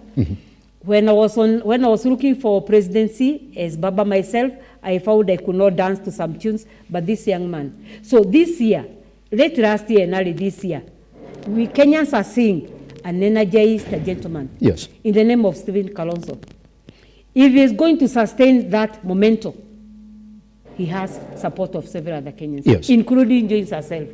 If he goes down, then I'll be left wondering, where do I go? Of course, that is on a personal level. Pretty much. But I'm going to ask you this as well, so that we get this properly now. I mean, Joyce, as quickly as you can, because I want you to weigh in on some of the issues that the National House has to look at it at first when they come back from the long recess. When you look at Kalonzo Musyoka, is there a feeling, and I'll ask you that candidly, within the Azimio coalition affiliated parties, that Raila Amolo Odinga now cannot be fronted to be the presidential hopeful within that coalition for 2027. Is that feeling now? Or that, well, we have been fronting Raila Amolo Odinga for quite some time now. At least let's try somebody else. Do you feel it? Because that's the only thing that essentially will make Raila Amolo Odinga say, well, guys, I'm out, let him take the mantle. Is it possible for us to look at it like that? I think where I come from and where I sit, yes, it's only in America that 78 plus year old can take the seat of power. But from the villages that Siba and Joyce comes from, we expect young people, young abroad, to accede to the seats of power. Yeah. This week again, Baba himself said he wants to go and engage members of public. Some people are reading Maadamano, others are reading anything, but they could also be reading. Me and you could also be spectators on what Wajiko of Western Kenya will tell Baba when he visits Busia, because the first visit will be on Busia on Thursday. Yes, sir. When he go to Busia, perhaps members from Busia, from Western Kenya will tell him, Baba, you are in row. You married a daughter from us. You drink our water. Kaidre, support Oparanya. Support one of us. And Baba listens to the crowd. So perhaps the strategy for moving to the ground is not about the cost of living. It's not about the NADCO issues. No, sir. It's about also preparation for 2027. No, sir. It's a consolidated force for 2027. So people expect a lot of discussion. And again, when you go to visit me, you cannot restrict the discussion that me and you are going to engage. When you come to visit me, I'll ask you about the DORA. I'll ask you about the politics. Yes. I'll ask you about your age. Yes. Do you think you'll jump when dancing comes? Do you think you can support Eastern Province, the former Eastern Province? So I think Baba himself thinks that it's also time to change tune. Yes. Members from my village thinks that a 78-year-old will not go. But if he supports another 60 plus, I think that would be a good bet. But of course, this is Jay speaking, and a few other Wajiko speaking. Perhaps when that discussion comes to the table, I'll say an informed opinion that Kaidre don't support this one. Of course, that's my feeling. Pretty much. I want to take 2 minutes then, Joyce, to welcome back the National House that has been on a long holiday, by the way. It's now 17th. I mean, they're enjoying a very good holiday. They're coming back on the 19th. Yes. Back to the National House to open house business for dessert. Top of that, they're faced with a lot of challenges that the government is facing. The government seemingly can't go right ahead and implement the development agenda. Case in point, housing levy, the SHIV, the CDF kitty as well, that is also getting challenged in court. The NADCO report is also facing them. And there's a lot that has been happening in the country. Could you take a minute and sort of summarize the things that you would want the National House to first prioritize in this country when they come back? Just in just a minute before we step out.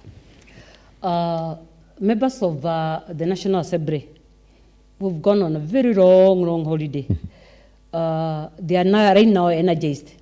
Other than my friend Peter Sarasia, who was taken unwell yesterday. And probably Osoro as well. And Osoro also, after sending several straps. Because I've also realized Siba, it's only a Kenyan politician who strap in front of the TV. We had the MP for Mavoko. That's it. Who strapped the Kenya Power. We had Sarasia, who rained a very heavy strap on an MCA. We had Osoro as well. We also had Osoro, who went to the Jaguar of the governor, Simbarati. So other than those two Kenyans, who have not taken into hiding, because of course Osoro is hiding. Yes, Peter Sarasi has decided to book himself in one hospital so that all these dramas can subside. When they come to the house, the table is full, the plate is full. That's it. Other than the obvious discussion, silently, Siba, there are two things that Kenyans have no idea that will be brought on the tables of the business of the house. Yes. One is the consolidation, the collapsing of all services within the e-citizen. Initially, it was never there. You cannot just wake up one morning and decide you will collapse production, human resource. You cannot decide. Yeah. Kenyans have not seen that direction. Yes. The e-citizen platform was collapsed to take all services. This week alone, NTSA, last week and this week, last week and this week, services within NTSA have been collapsed. Yeah, yeah. There's nothing that is moving on. Why? The platform change. Is it constitutional? I will not answer that one. On Monday, when there was the cabinet sitting, that matter we brought to the House on what you call a TSA, as Treasury SIGO account. Doesn't. Whereby you collapse in again all monies, all accounts to one SIGO account. That has not been presented to the House Business Committee. Perhaps because Siba and Joyce have mentioned, somebody will rush in and tell Wetagura, the priest. Yeah. Kaidre, Siba and Joyce mentioned 2 items. Kaidre Ichungwa drafted the foreign petition so that our Kenyans do not. Backdated, isn't it? Yes, 15 seconds. The plate is full for the House on Thursday. Yes. I mean on 19th. Does it? That's tomorrow. Mm-hmm. Sure, it's tomorrow. Does it? But what Wajiko want to listen yes. is not about these major English words of the TSA, yes. the e-citizen. Wajiko want one issue, Siba, the cost of living. Does it? Any other major English words, all these dictionary words, yes. give them to the scholars. Does it? Wajiko want Uga, rest of the 100 bob. Does it? If they will discuss the CDF issue, of course, that's a contentious issue. Look at this week. I saw in one major TV last night, yes. when a young man who scored 403 marks could not be accepted in a school, yes. the school of his dream, because he only had one blanket Does it? and one empty box. The mother was waiting for CDF, for the officers of the CDF to give bursary. The mother is disappointed. Does it? The young man is disappointed. People are not seeing the mental health from several perspectives. 10 seconds, Joyce. The CDF, Kenyans wanted fast track, yes. so that decisions on when the bursaries will be released. Wajiko do not want that many English drama. Does it? Want money, want the cost of living to be addressed. Does it? The bursary back to the county, to the constituencies, so that these deserving cases can go back to school. Pretty much. Oof, so much to talk about, by the way. Joyce, thank you very much for coming by. Tech Joyce Wamahu HSC back online at Lookuptv across all your social media platforms. She's waiting on a couple of issues and ending there on a punch. Yes, so many issues at the National House as we talk back when they come back. But top on that, issues on the cost of living and the dignity of the life of Wanjiku. Take a tiny breather right here. Once we come back, let me talk to you about a climate tech accelerator, Pangea. What do they want to do with small businesses across the region, and who is behind that? Once we come back right here on your MSME review. Good morning.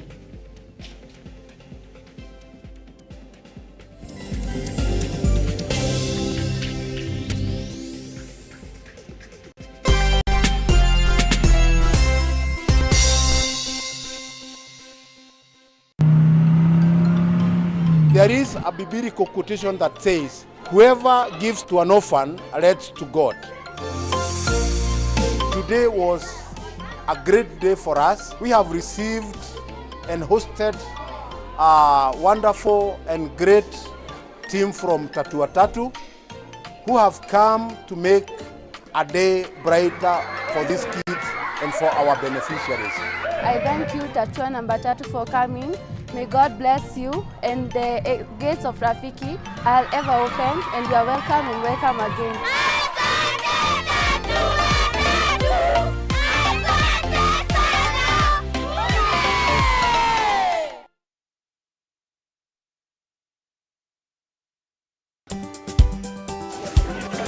panga live.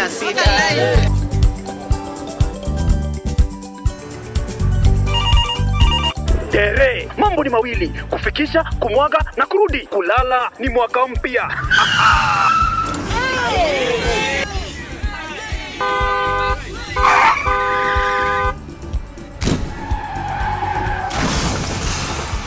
Bua muka we mse. Nini mbaya? Wewe kwani wani vile dereva anaendesha gari vibaya? Lazima tususe. Anaendesha gari na kwa simu the whole time hata angalia barabara. Mseni dereva tusimame. Wewe dereva wewe. Mwaka iliyopita peke yake watu zaidi ya 3,000 walipoteza maisha yao barabarani kwa sababu ya tabia kama hizo. Hautatuangamiza tukiona. Naomba msamaha, nitampeleka vizuri.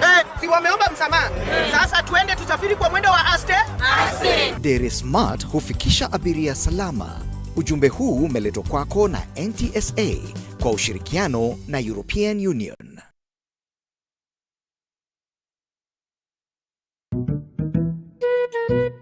What about mambo fantastic if not scholastic? Chota kuchota na Hetia Supermarket imerudi. Ukifanya tu shopping ya shilingi 1,000, wewe unaingia kwa promotion ya chota kuchota na Hetia Supermarket. Watu wanaendelea kushinda ndani ya Hetia Supermarket. Ni yangu.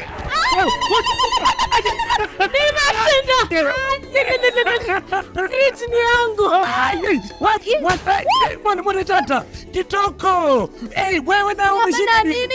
Yote. Hamsa, uoga na lala. Karibu ndani ya Hetia Supermarket uweze kuchota kwa wingi kabisa. Watu huko wanasema nini? Nakwambia kwamba chota kuchota. Unangoja nini? Magari 7 za kushindaniwa, TV, fridge, microwave, shopping vouchers, school fees vouchers, instant prizes na zawadi zingine kemkem. Chota kuchota imethaminiwa na Hetia's Oven Fresh Bakery, Gigabyte, Mount Kenya Milk, Clover's Food Products, Velvex, Magic Drink, Pwani Oil, Arenco, Fruit Juice, Masterchef, Toilex, Coolsip, Mika, Wash Ultra, Philos, Prestol, Nivea, My Choice, Ushindi, Fresh Fry, Arimis Jelly, Cabernet Water, Dettol, Ketepa, Meta, Glucose, Coca-Cola, Rosy Tissue, Big Giant, Elbins, Unilever, Fresh, Unga wa Dola, Blue Band na Pasta Star. Shindano la chota kuchota linaanza tarehe 1 Disemba hadi tarehe 10 Februari mwaka 2024. Hetia Supermarket, a world of choice. Are you a junior secondary school, a college, a TVET institution or a university and you want to advertise your intake? Book now and advertise with us today on both Lookuptv and all our digital platforms. Call us today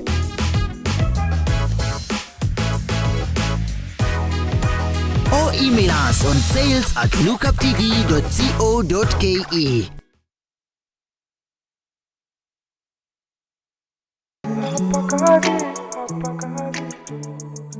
Aha, kumekucha na kila kukicha tunasema ni wakati wa kazi.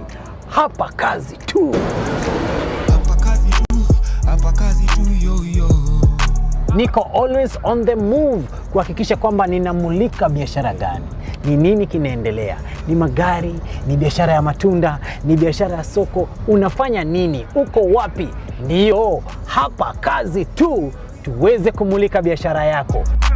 Hapa kazi tu yo. Kila Ijumaa inapofika saa 1:30 jioni ama ile wanasema 7:30 PM kwa kimombo. Hapa kazi.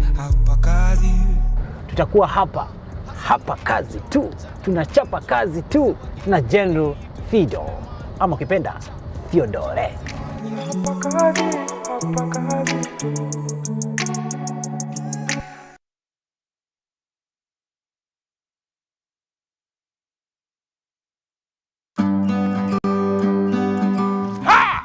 Kipindi ni ukulima ni mali na Manjoro. Kumbuka hapa ndipo unajifunza mambo mengi kuhusu ukulima. Kilimo ni uti wa mgongo wa nchi na ukiwa na Njoro unajifunza. Kumbuka, angalia mwenyewe. Tunakuambia ukitaka kujua tips za ukulima, ungana na sisi kwenye Lookuptv every Sunday. Unatukuta pale saa 10 tunakuonesha kuhusu ukulima. Ukulima wa mimea, ukulima wa ng'ombe, ukulima wa kuku, ukulima wa mbuzi na yote ambayo yanahusiana na ukulima. 'Ukulima. Kumbuka nini? Kipindi ni Ukulima ni Mali na Manjoro. Ukulima ni uti wa mgongo wa nchi na ukiwa na Njoro unajifunza. Kumbuka, angalia mwenyewe. Tunakuambia ukitaka kujua tips za ukulima, ungana na sisi kwenye Lookuptv every Sunday. Unatukuta pale saa 10 tunakuonesha kuhusu ukulima. Ukulima wa mimea, ukulima wa ng'ombe, ukulima wa mbuzi na yote ambayo yanahusiana na ukulima. Kumbuka nini? Kipindi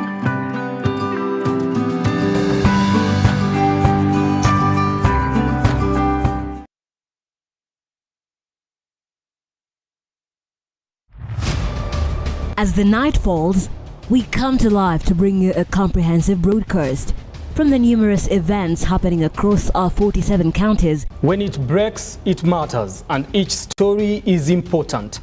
If it's Thursday, join me, Nancy Lima, and my able panelists as we break down the law jargons and analyze the Constitution in a way only you can understand.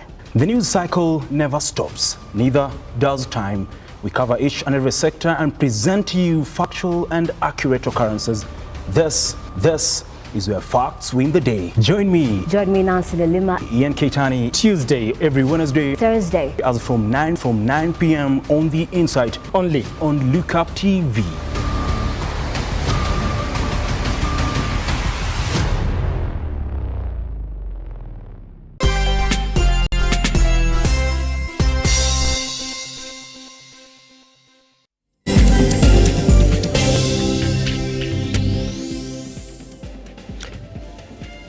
If you exist in this world, and I'm using this particular introduction, you will learn that the focus now for any other business is on climate change. In fact, in any pitch that you might have for your business, there's something that every other emerging economy, developing economy is talking about. What is your carbon footprint? And every other business in whatever industry or sector is trying to cut down on their carbon footprint. Hence the COP28 and everything that came out of it, as we wait for COP29 and see what it is that is African businesses, or for the sake of this conversation, then universe businesses are doing to impact on climate change. So any conversation that's going to touch on smaller businesses in respect to what they're doing to impact on this makes sense right here. So if you're a smaller business in the climate space or in the tech space as well, this conversation is for you, or for any other person then that is thinking about how to impact climate and be part of that conversation. So this morning, I want to introduce you to Pangea. I'm going to leave it there because I'm not the right person to do that introduction. But what I want to introduce you to is a Pangea Climate Tech Accelerator. And this is exactly what it is. Now, Pangea is launching an accelerator program that is looking to empower climate tech startups in Kenya by providing essential support, now listen to that, including funding, mentorship, and resources. So we're here in general then to talk about why Pangea thinks that small businesses are the magic bullet in this conversation for tech and climate change, and talk about this particular aspect of how they want to mentor you, support you, and also enable you then for the final process. Joining us this morning, and I'm going to get the pronunciation right, is the CEO of Pangea Accelerator, Jonas Testful. How are you doing, sir? Thank you so much. Happy to have you around. Pleasure being here. You know what we're going to do first, so that we introduce any other person and put them in the right space for this conversation, is move away from talking about the accelerator program first and talk about Pangea. When I say Pangea, who am I talking about, Jonas? You're talking about the African entrepreneur. Yes. You're talking about the investor who wants to support that entrepreneur. We're also talking about the diaspora, which is part of one of the biggest investors into Kenya. So we are an ecosystem. We are an innovation ecosystem to support young entrepreneurs to succeed. Next question is, why Africa? There's this stress about African startups, and even when we talk about African businesses, every other person says that, well, the way to unlocking Africa's potential is through the smaller businesses within the industries and sectors. Why Africa in respect to small businesses? I think the African continent has been the fastest growing region in the world for the past 20 years. Yes. That's one factor. Two, technology has a huge opportunity for disruption and leapfrogging. So instead of setting up telephone lines everywhere, you jump to mobile. So with technology now, there's a lot of opportunities for how you can change society, but also develop business opportunities. And the third factor is demographical. The median age on the African continent is 19 years, 19.5, I think. So when you have a young population, there are many dreamers, there are many ambitious people, there's a lot of energy, and people want to be their own bosses. So mentality-wise, being an entrepreneur is very popular. So I think it's a combination of these three things that makes the African continent a big opportunity for innovation and startup. Yeah. Kenya alone brought in almost $1 billion last year in investment. That's a lot. Just saying. It talks about that existing ecosystem within Africa, isn't it? Good. Proper introduction. Now let's talk about this particular program then, because that's what the conversation is about. It's got three areas that I want you to talk about. I want you first introduce it before we look at exactly on these areas that you're talking about, the mentorship part of it, the funding part of it. We want to look at those three aspects of it. First, introduce this accelerator program. What is it? Who are you targeting? Absolutely. So climate is one of the biggest opportunities and challenges of our generation. And there's a huge opportunity for young entrepreneurs to engage in this space and be the next movers and shakers of this industry.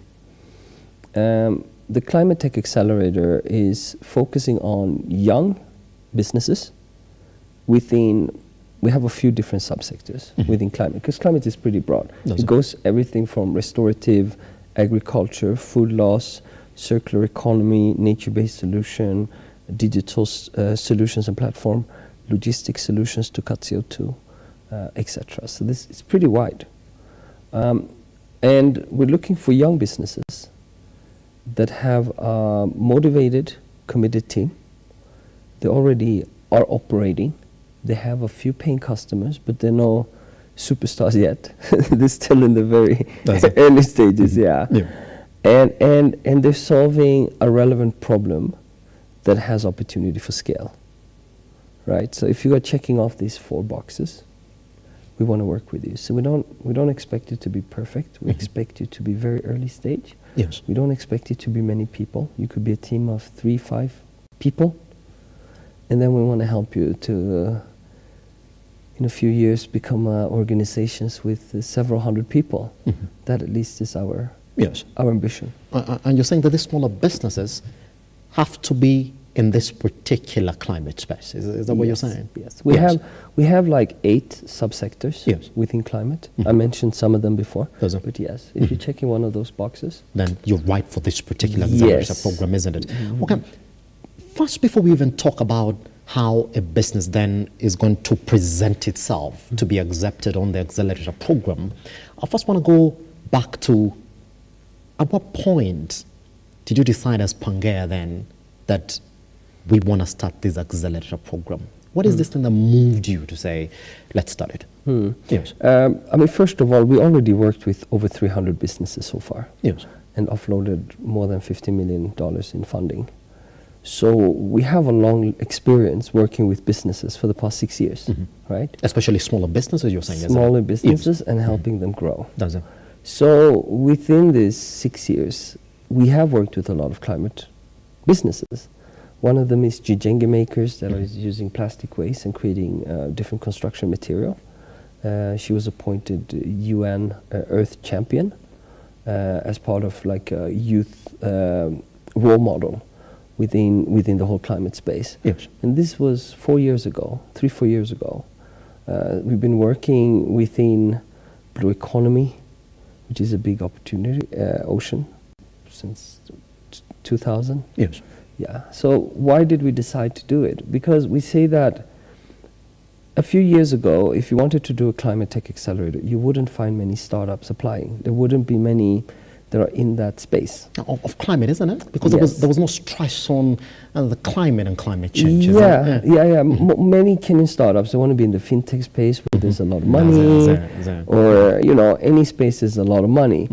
People didn't associate climate with money 4 years ago.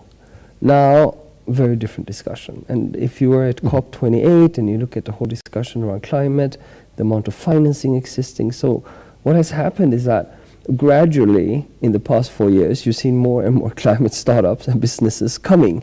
Now, finally, there's enough of them, so you can actually do focused and concentrated programs where you can actually find good businesses, competitive businesses, and help them to become the next, success stories of Kenya or Africa. Yes. I want to ask you a personal question now as the CEO of this particular program, that even as you get into this particular accelerator program, you're essentially just going to go and meet new businesses. A bit different is when they're also trying to make their way in this particular space. Do you think that's going to be a challenge in terms of identify the right type, a focused business as essentially thin it before you come in to help them grow? Not really, because even though we have more businesses in the climate space, we need a lot more. There's a lot of subsectors and problems that or opportunities that nobody's addressing. Literally, yeah. People are leaving money on the table, I'm telling you. So there's a lot more opportunity. We need a lot more climate startup. The other thing is, when you work with these kind of programs, you have something called a pivot, meaning a business or a young team, they're focusing on this problem, and now they're struggling, and now you have a mentor session with them, or you're working closely with them, and now you're proposing a scenario analysis, and you're like, why don't we do this or this? And now suddenly they say, yeah, that's a much better idea. We do this instead. Now they make a small change, a calibration. Yes. So basically, throughout a program, there's an evolution. There's a lot of stuff happening with these young businesses. Yes, 100%. So they might start the program with one focus area, and 3 months later or 6 months later, they might have calibrated and added things on, or some of them actually change direction because identify a better opportunity within the similar space. And this happens a lot. So, and you're allowed to. This is a very famous startup term. It literally calls a pivot. So you can call your investor and you're like, hey investor, we decided to make a pivot. And that basically means the business we had yesterday is not exactly what we have today. It's not the same as we have today. Yeah, because we changed it, isn't it? Yeah. Because it's a growing space, I would like to think. Let's then address the 3 areas that you're saying. Well, if we identify this particular business and you get onboarded onto the program, you know what they say, Jonas, and I'll tell you that. And I think that has been the biggest concern about the growth of smaller businesses, especially in the Africa region. They say, well, Africa is really attracting a lot of seed funding at whatever level that you're looking at it. That resources now for majority of emerging economies in Africa is not an issue. The issue is this businesses that you're giving this funding. I'll tell you, you've seen a couple of headlines here right now about how the easiest get rich scheme for majority of Africans, because now majority of investors have also known, well, there are a lot of business coming up in Africa, is they're throwing money at it. And 1-2 years down the line, you hear that the biggest businesses that attracted the biggest funding are also going down.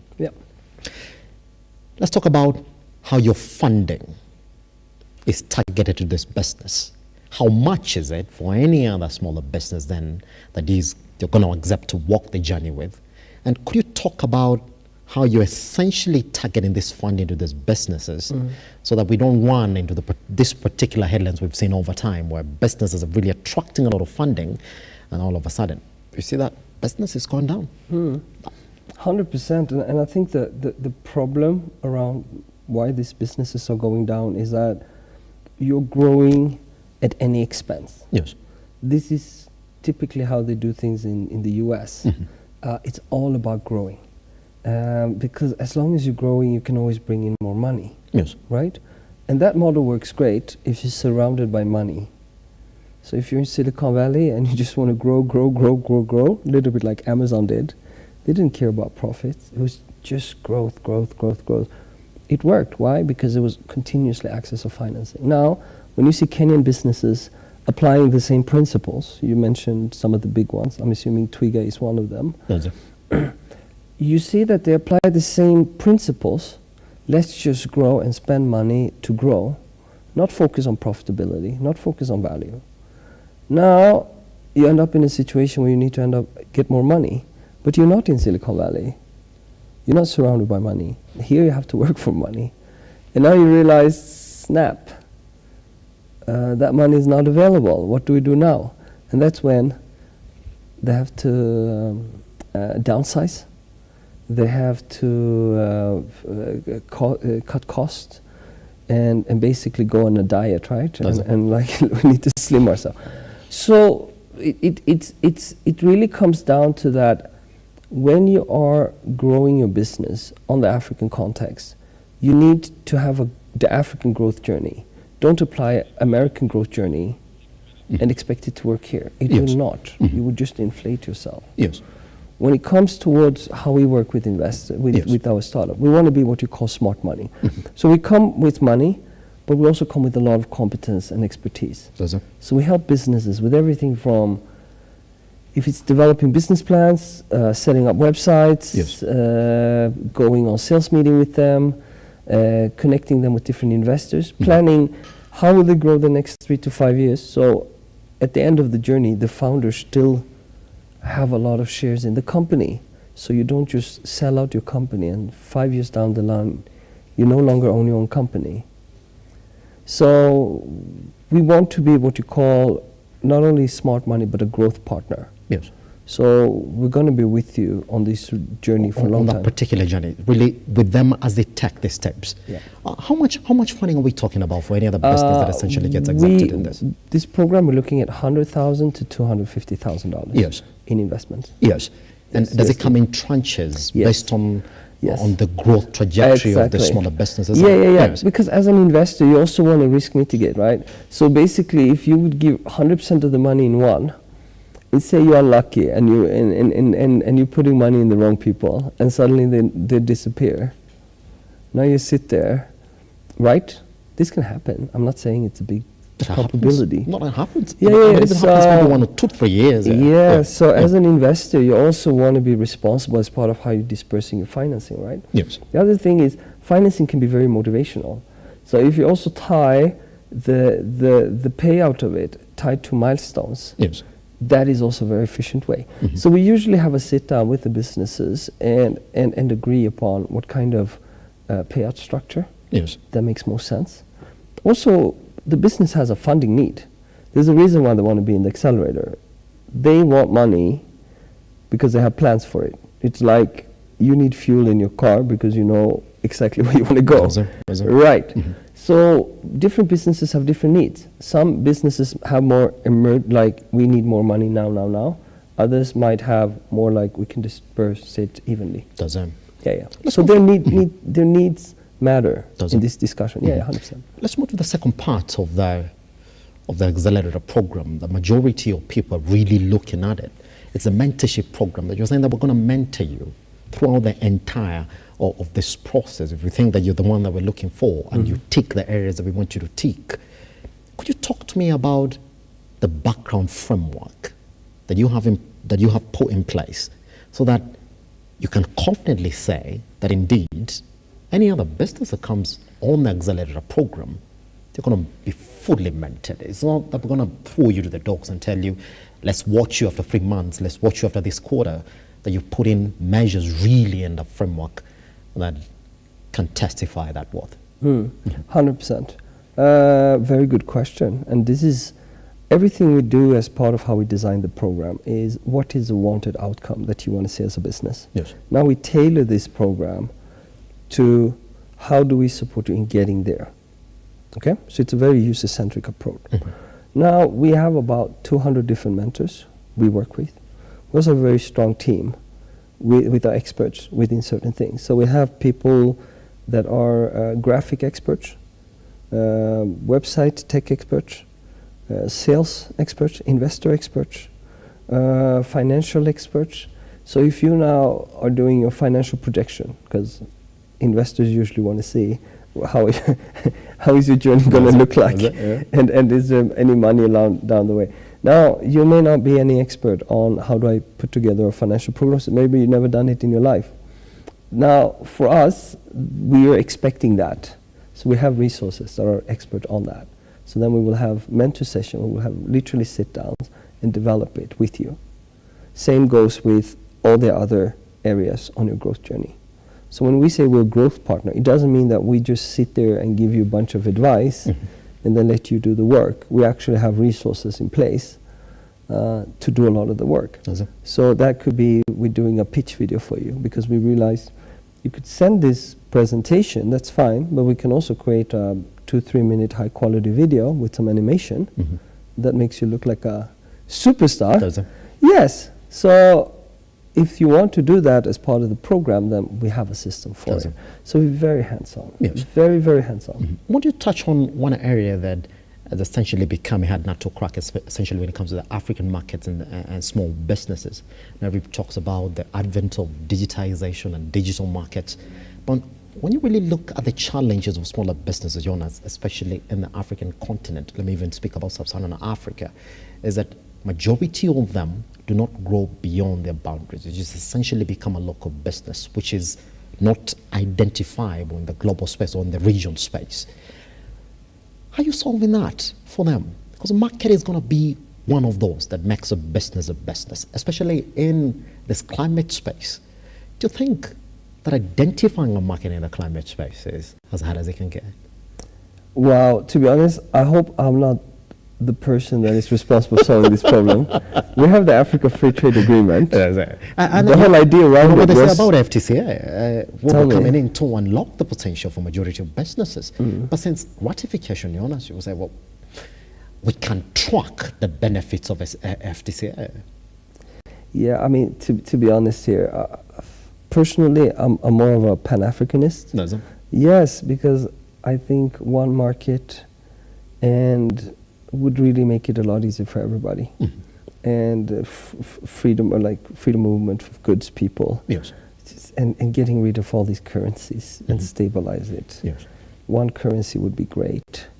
I mean, just the fact that you want to operate in Tanzania and you want to send money to Tanzania, it's going to cost you a lot of money. Yeah, it's gonna.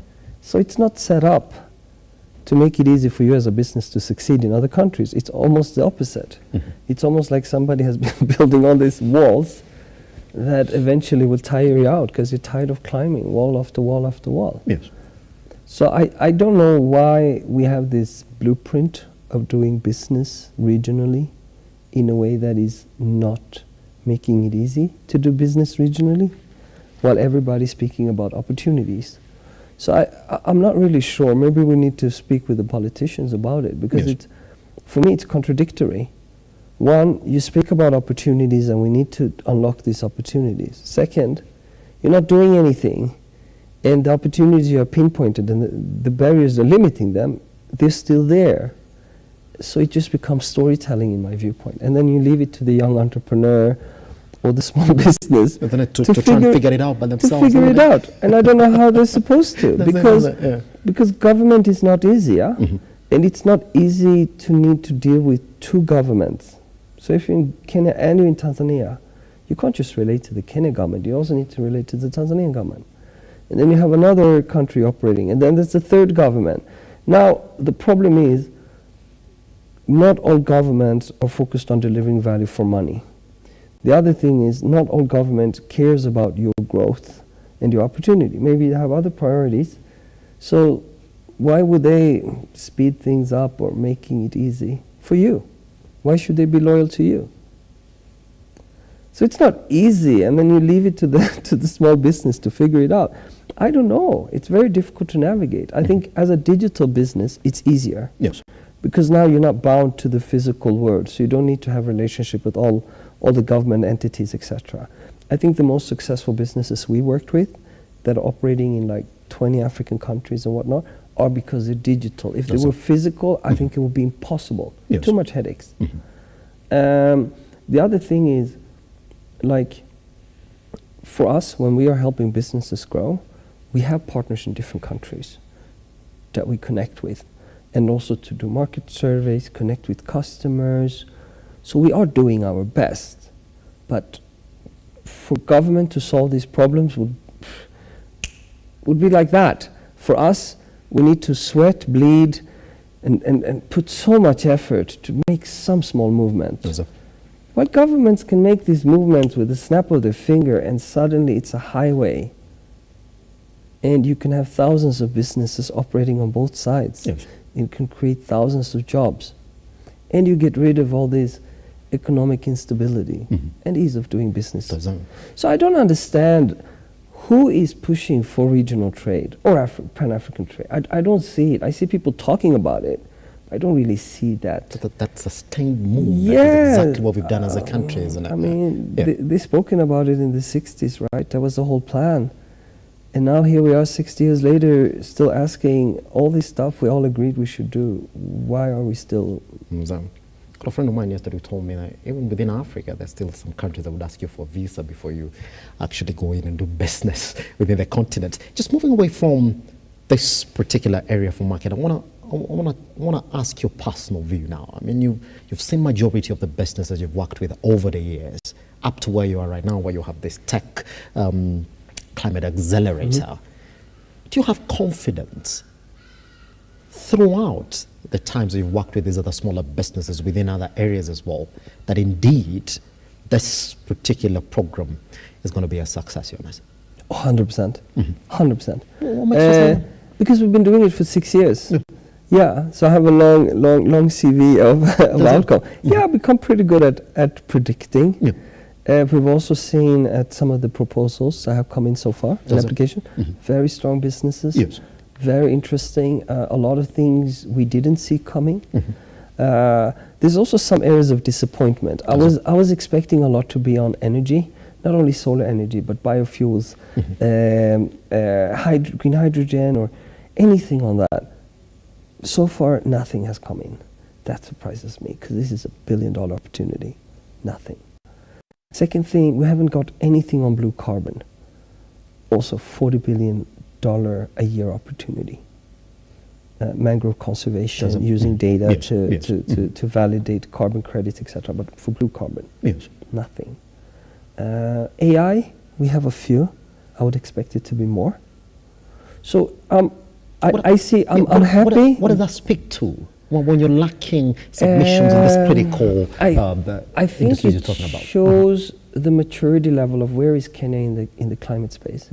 Yeah, because if you see countries, like if you go to the Nordics, which they've been speaking about climate for a long time, at least for the past 5-10 years, if you look at the climate space, you will see that there's a lot of AI solutions in the climate space. Because they hit a certain mature, how do you say it? They hit a certain level on the life cycle, basically. While the whole climate discussion is a little bit newer here, it hasn't been as long as it's been going around there.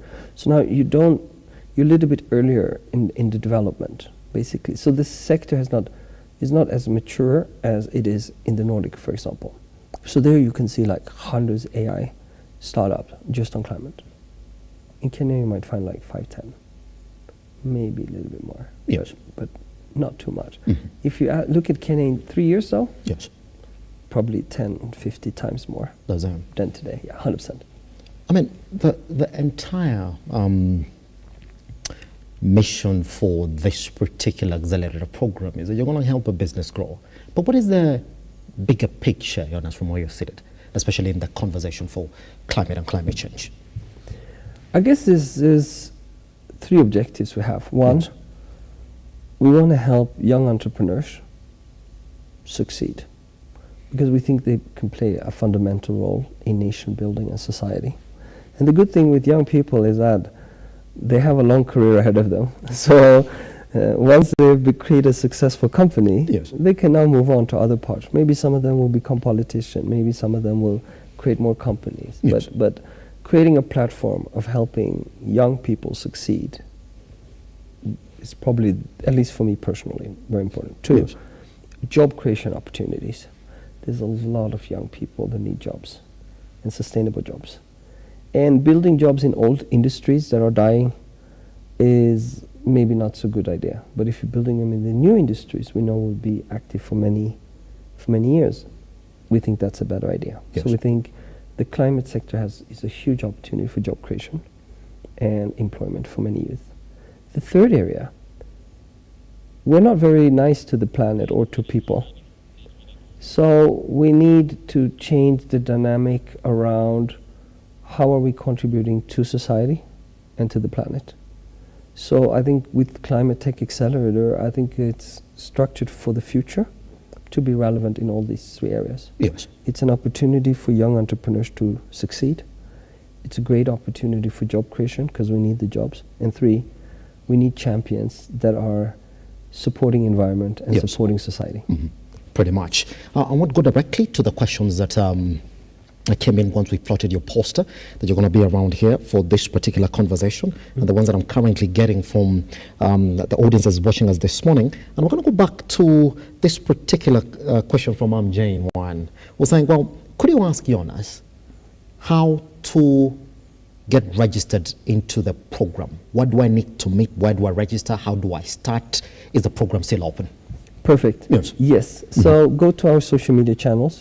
Pangaea Accelerator. Go to LinkedIn, Instagram, Facebook, X. We're all on all platforms. You will have direct links there to the website. All the information on the website, everything is on the website. You also have an FAQ on the website, and you have a big button. You click on it. It says apply. You click on it. And then you fill in a survey. It takes you maximum 10 minutes. That's it. So tell her, spend 10 minutes, and then she can not only read up about the program, but she can actually submit.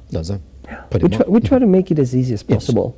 Absolutely. Just for the application process, Yes, isn't it? 100%. Pretty much. But let me just go to a direct question as well on the application process. And I will just pick the ones that are quite direct. This one you've already essentially answered to. Yeah, good. Sham this morning was saying that I started a business towards the end of last year that is in the climate space. Is that enough a period for me to apply, or I need to be in the market for a longer time? And if so, how long? No, absolutely not. Apply. We've had businesses that have been less than 6 months old. Was that? Yeah. But they also had $1 million in revenue accumulative. Yeah. Less than 6 months? $1 million in revenue? The first time they brought in money, they brought in $2 million. Yeah. So do they need to apply? That's the question that I asked you. I mean, I mean, they applied because what did they apply? Because when they started the program, they didn't fundraise $2 million. They did it during the program. And when they started the program, everything wasn't going like this. Things were going well, but it was once they went into the program, the momentum really stepped up. Yes. So does it matter what you're turning in? Just apply, isn't it? Apply. There are some criteria. You need to be a team. You need to have a few paying customers. Okay? We're not expecting you to have $1 million in revenue. But at least we need to showcase that you are providing value to the market and that you have clients that are acknowledging and validating that you are creating something of interest, right? Yeah, that's it. Now, if you have 5 customers, 100 customers, or 500, I don't really care. Because the whole program is structured towards early stage businesses. Yes. Pretty much. This is Nashon. My friend is watching from South Korea. Thank you very much, Nashon. Hopefully your lunch is doing okay. 5 hours ahead. This was his asking. Do I need to join you somewhere, or you would essentially be sending your mentors to our place of operation during the entire of this process? And number 2, how long is the mentorship program before the funding comes in? So the questions that he has. 6 months program. Okay. The program is what you call hybrid. So there will be a few physical sessions. There will be in Nairobi. And a lot of it will be able to do online. So that's exactly what it is. So it's a 6-month program. After that, you've evaluated the business and you're ready now then to start then walking with them the journey. Yes, and then just to add, we have about 60 investor partners. Part of it, yeah. So Pangaea is obviously an investor. Yes. But we also have a big community of other climate investors that are also very willing to invest and look into these businesses. So a big part of this program is also introducing these businesses to other investors and expand their network towards access to finance. 100%. There's a personal question here that I got to ask you as well, as now the face of this particular accelerator. People say, well, we buy into the man, we don't buy into the idea of the program. On a personal level, Jonas, I mean, it looks exciting, helping businesses grow, especially in this particular area for climate. On a personal level, what is the motivation that you have to see smaller businesses succeed in this particular area? What motivates you?